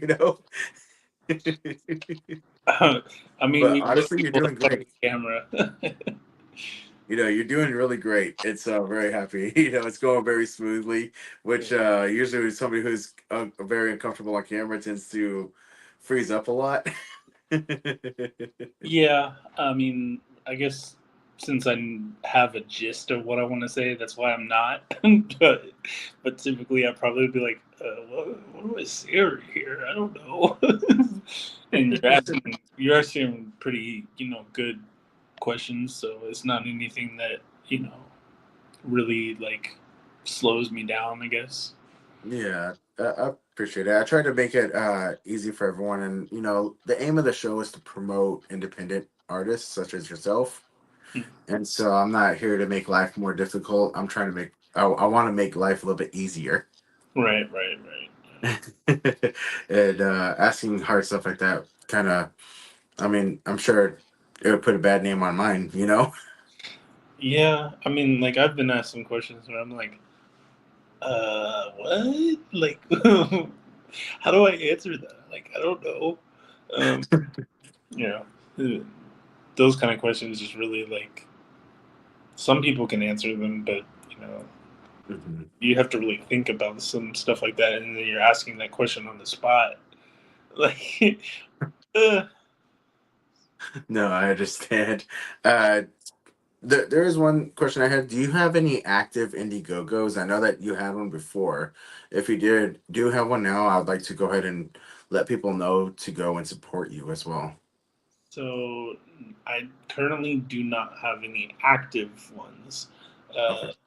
Really, right now, everything is set up for the Gig of the Dead Indiegogo. I just haven't launched it yet due to some aspects that I need to accomplish to get it to launch. So Okay. there's that. I'm excited about that one too. That one sounds very fun the way that you explained it to me. So I'm so stoked about Gig of the Dead. Once we finally get to do it, it's going to be well worth the wait. Like people are gonna love it. It's charming. It's funny. It's emotional. It's gonna be gory, if that's what you like. And it pays homage to the great Shaun of the Dead and a movie called Feast. I don't know if everybody is familiar with that one, but it's from Project Greenlight. And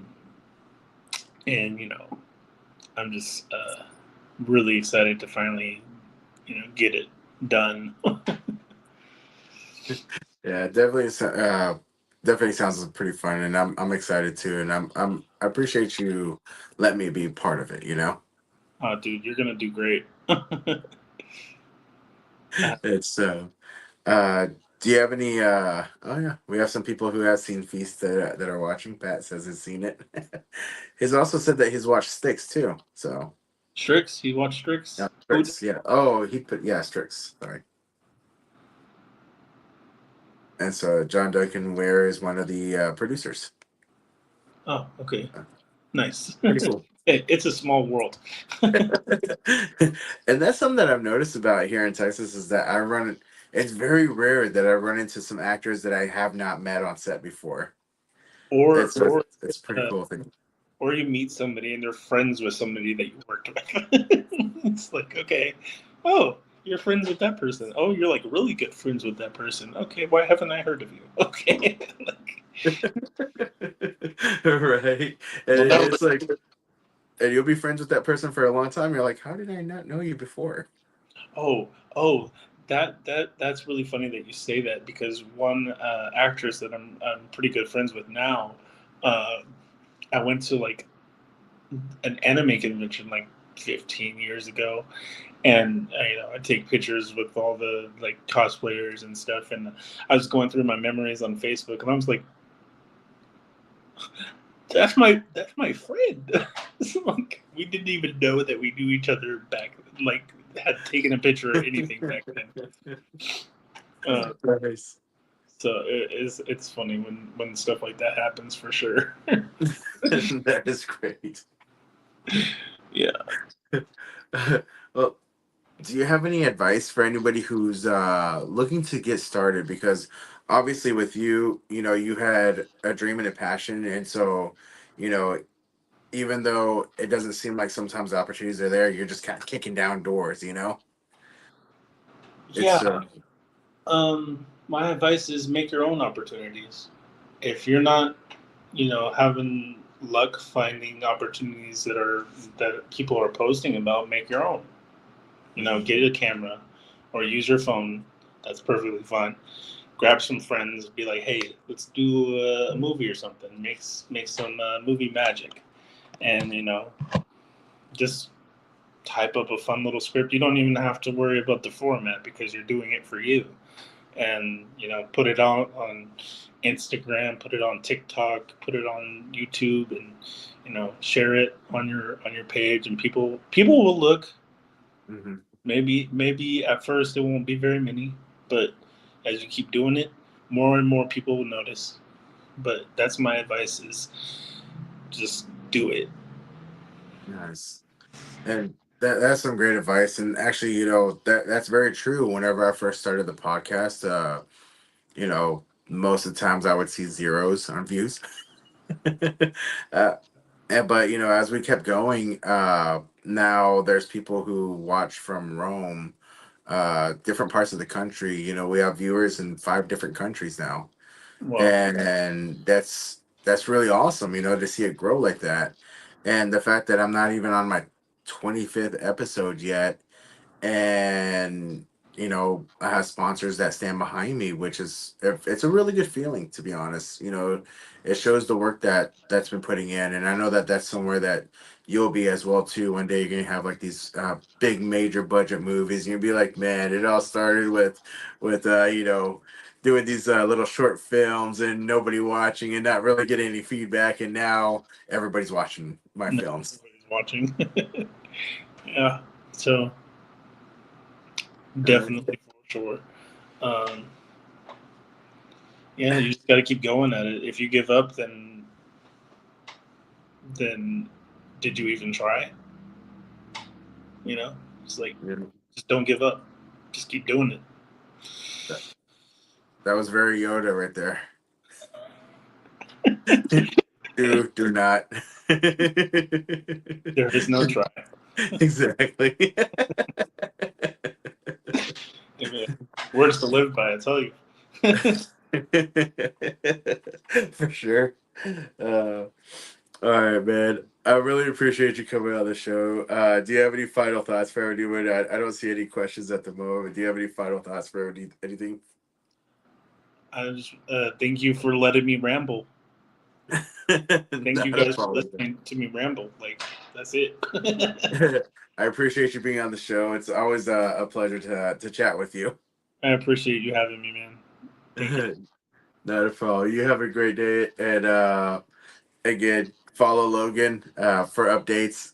If you're interested in getting casted or auditioning for anything that he's got going on, he's on Facebook, Instagram, He has a YouTube channel. Check out what he's got on his YouTube as well as his Instagrams. That's where a lot of his short films are at.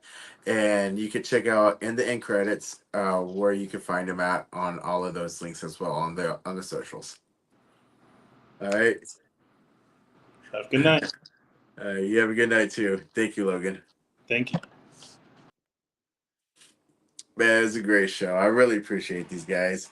You know, Gerald's been my friend ever since Lawman Bass Reeves and built a really good standing long relationship with him, even though, you know, I gotta admit, I can't afford a lot of his prices. However, I do know that he does extremely good work, and that is something that, you know, is really awesome. It's good to see him keep growing, as well as Logan. I met Logan a little while back. I applied to his casting call for Gig of the Dead, and I got the role, which is pretty awesome.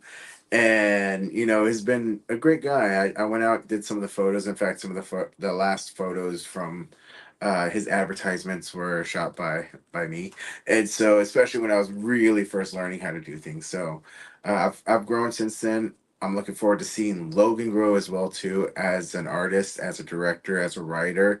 You know, we all got to start off somewhere. So and so you know, look forward to more that's coming out for him because he's gonna grow a lot, and that's just how the process is. You know, there's some people that give up, and they give up way too early, so they never get to see the potential of where they could be. However, you know, those who persist, those who keep pursuing their dreams, those pay off. You know, it may take a while, but it pays off. I mean, just look at Sylvester Stallone, which is used as one of the biggest but one of the biggest examples I use. Nobody was casting him for main roles, so what did he do? He made his own. He kicked the doors down. You know, now Rocky's a cult classic. People don't know that. You know, he made that because nobody would cast him no one saw him as a lead character. And then after Rocky, now look at him, it's a major A-lister. You always got to start somewhere.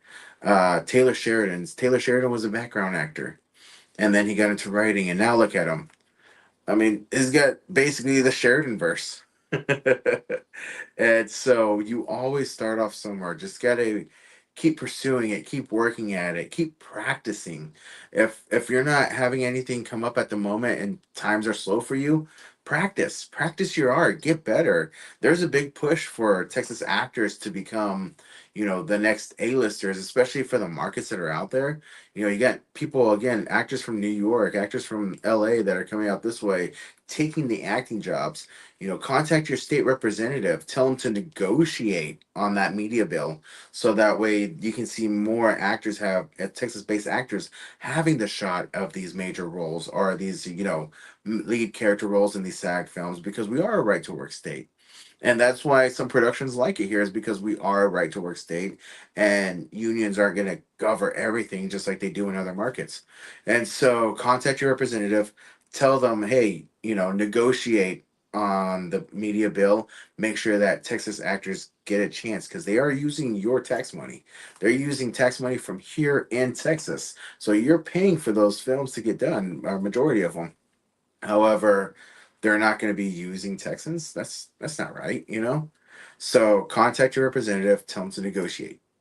And not only that, contact the School Board of Education, tell them to pass the Texas School Board of Education, tell them to pass the American Indian Native Studies, so that way you can learn the proper history about Texas on the natives that were here as well. The last thing I want to say as well is to... Oh, sorry, I went on a little rant there myself.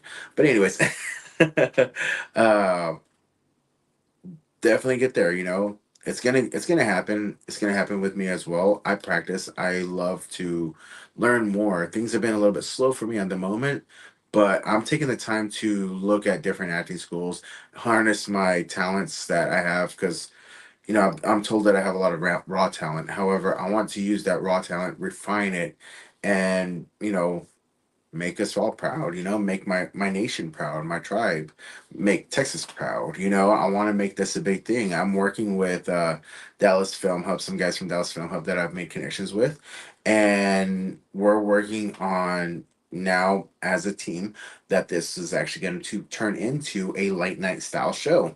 So that way we can showcase Texas talent and the progress that we have, the amount of actors that, that have the passion and the drive and the talents to be some of the A-listers, the next A-listers.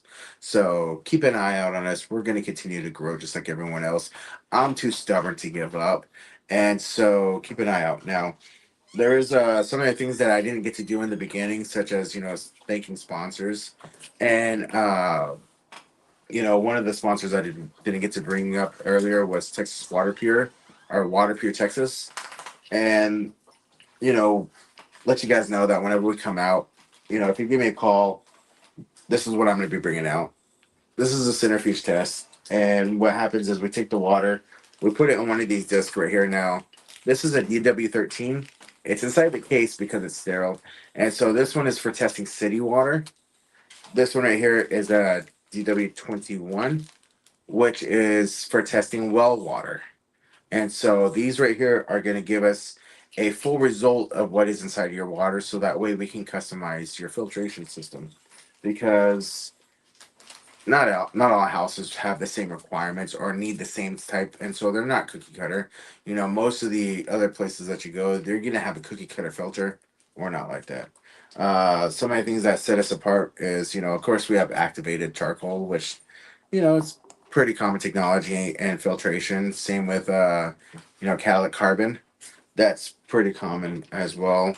For filtration, it takes out fluoride, takes out a lot of the other stuff as well. But what really sets us aside is this right here. It's zeolite. And we are the only filtration company in the United States that uses it. It actually puts everything through ionization. We've done some testing. It takes out the PFAs. It takes out the rest of the contaminants that are inside of our water. That sulfuric smell that you get, it's going to remove those that create the smell. It's also going to remove the chlorine smell and the dry skin as well. So, give us a call. We'll come out and we'll do a free water analysis. Now, if you want to have somebody come out, this is actually the phone number for them. That's the office number. And since I am actually affiliated with them, and I've partnered my construction company up with them, because I still do the construction, I still do renovations, and I still do roofing through Emmett-Dale Cowan Constructions. However, I do believe in this very much, and I do believe that water is very important, because water does different things. It's wonders. It helps out with detoxing the liver, the kidneys, the pancreas, which is something that we definitely need. However, with tainted water, our kidneys and our pancreas and everything and our organs are actually just being wreaked on havoc, because they're having to filter something that's supposed to help them out with carrying minerals into the body. And if you're drinking completely zero water, or water that has nothing in it, such as reverse osmosis or distilled or something like that, what's happening is it's carrying minerals out of the body. So you're still imbalanced. What you want is, you want a good balance of minerals that go into it without removing what's already there, and not adding any chemicals to your system either, because then your filtration is going to be all blocked up inside your body. And so, but if you want me to come out, that's how you get a hold of me. And you can schedule a time with me. I don't mind. I'll come out, show you what's going on with your water. We'll talk about the system, and we're not going to do, an arm and a leg. We're not going to take those from you. I know that filtration systems in the United States can be extremely expensive. However, we do business with other countries such as El Salvador, Honduras, Mexico. I'm currently working to try to get connected with different tribal leaders, because there are grants out there to have clean water to the reservations. And so I'm trying to get a hold of some, so that way I can help out with providing clean water and filtration. Because we're over in like Honduras, the system that's been built out there is going to be helping out villages of 3,000 or more. And so we have capabilities of being able to do filtration on the large scale based on the treatment system that you already have in place for the city. And so that's something that we're just trying to help out with, since we're doing so. That's where we want to make the profits at. Whenever it comes to the homeowners, that's not something that we're going to do now. What it is oh, Thank you. So she has one of the filters as well.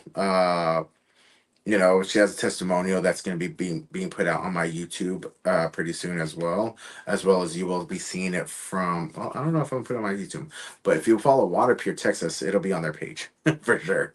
Uh, Now we are gonna now most of this is actually whole home filtration systems. And the reason for that is because, like I said, I do construction as well, and so does my dad. So one of the things that we've noticed is that, hot water heaters, they're expensive to replace. You have appliances that use water, your the washer, dishwasher, water heaters, and these all go out due to scaling buildups inside of the system, inside of their system, and it wreaks havoc. Or if you have a saltwater filter, the salt eats out the metal. And so this actually is a zero salt filter. This actually softens it up. It also goes through an ionization process through this naturally. And where that comes from, it comes from a mine in Mexico where it's not over 91% pure. So we don't have to use synthetic methods in order to clean it. So you're not trading some chemicals for a different chemical. You're not, doing that. So, depending on how old your house is, on a new house, you're not going to need this thing called filter absorb. However, on some of the older houses, you are, because you're going to have major buildups in your pipes. And sometimes that's the cause of, pipe breakage, is because the calcium buildup is just built up too much. It's like an artery, you get all the cholesterol building up. Next thing you know, it's clogged. Water's not getting through, so your pipe bursts. Anyways, I just wanted to, yeah. And so always be careful whenever it comes to it. Normally we do these systems, and I'm going to say this out loud because we're not ashamed of it. We're not trying to hide anything. So normally we do, I believe it's 3,800 for the entire home system. 3,800. That's it. The medias, these filters right here, need to be changed out every 3 years. How much do we charge for it? 150 for all three. However, I do know that we are running a special, and if you mentioned that you saw it on the page and you heard from Little Dog, or heard from me, or even if you contact me and tell you heard from me and that I handle your test, we'll bring it down to 3,500. Okay, so contact us, let us know. The reason why there's only a $300 difference, because that's what we can do. We're not, like I said, we're not trying to charge an arm and a leg off of you. And coming soon, because I know a lot of people have apartments, we will be rolling out a two filter system for under the sink. Now, unfortunately, if you don't own it, such as, an apartment, if you own your townhome, we'll take a look and we'll see if there's a way to do your whole townhome. However, for apartments, renters, stuff like that, we are going to be rolling out the under sink two filter, which is going to at least give you clean drinking water. So that way, if you see here, I have microplastics. Uh, you don't have to worry about that. That's a cost that you're not going to have to worry about. And you're going to have clean cooking water. That way, those are two concerns that you don't have to worry about. Because I know that that is something that for me and my family, we're always buying bottled water because we don't trust city water for a very good reason. And everybody knows that it's a good reason not to trust city water. We'll pull the city report for you guys to show you. And one of the reports that I saw, like out in Rendon area or Bethesda water system, their report showed arsenic, asbestos. It showed chloroform in the water, which was unregulated because it's considered a forever chemical. So one thing that we do have really cool claims about is that we can get rid of PFAs without all the chemicals, without adding chemicals or trading chemicals. So get a hold of us. Let us know how we can help you. Let us know your concerns. And then that way we can custom build one to you, because it's not cookie cutter. Like I said, your filter is not going to be the same as your neighbor's filter, because your neighbor may have different needs as far as their filtration goes and the stuff that we need to clean out. There's a chance that it's still the same. However, just depending on what it is. So for instance, a filter in Fort Worth and a filter in Dallas, their focuses are going to be different. The install is going to be different. So get a hold of us. Let us do your analysis. Okay. And again, it's a centrifuge system, so Let's do your analysis and figure out what is in your water and what you need filtered out. All right. I appreciate everybody for watching. Don't forget about my giveaways on my YouTube. So go to the TEW Little Dog. And for the subscribers, once we get to the 25 subscribers, we'll be raffling these off right here. And we'll have 2 winners. How about that? Once we get to 50, we'll be doing this right here. Beautiful beadwork. And as we get further along, I'll have more extravagant hats as well too, and more wide variety of these as we go along. Another Cowboys hat. I know not everybody's a Cowboys fan, however, it is a beautiful hat, you know. And it's a star. So because you're all stars. That was cheesy. And don't forget to keep an eye out for this this coming up too. Another project that I'm very excited about. I'm not sure. I might do a giveaway later on where I get to sign these. I did a signing not so long back, and actually I only have a few left. A couple left for the moment. And eventually what I'll be doing is making posters for this show as well that people will be able to to go for as well, maybe raffle or buy either one. Now one other part that we have, you know, she has her filter.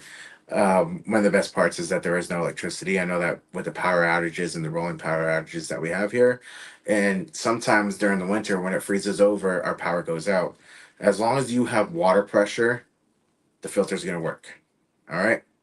So keep that in mind. I appreciate you guys. I appreciate everyone out there. You guys are all wonderful, and thank you so much for being a part of my show.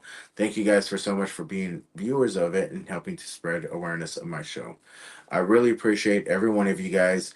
We have some interesting guests coming up on the next one. Those announcements will be made soon. I'm trying to do a bit better since I'm doing everything. Well, I was doing the majority of the stuff on my own before, but I had more responsibilities now. And since I'm trying to balance everything out, I should be starting getting my ads a lot earlier, as well as getting the Spotify re-going again. So I appreciate everyone. Keep an eye out for us. Don't count us out yet. Not giving up. Nowhere near that. All right. So Matson. I'll see you guys later.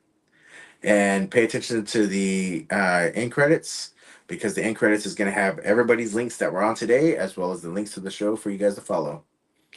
Matson.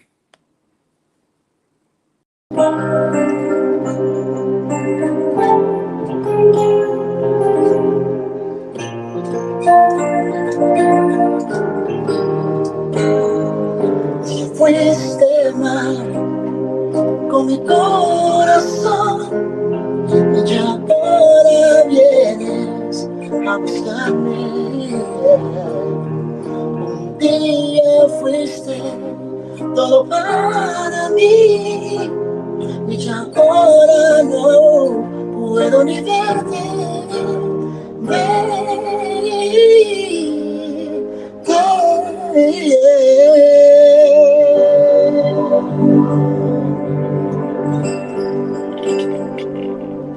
Yeah, something like that.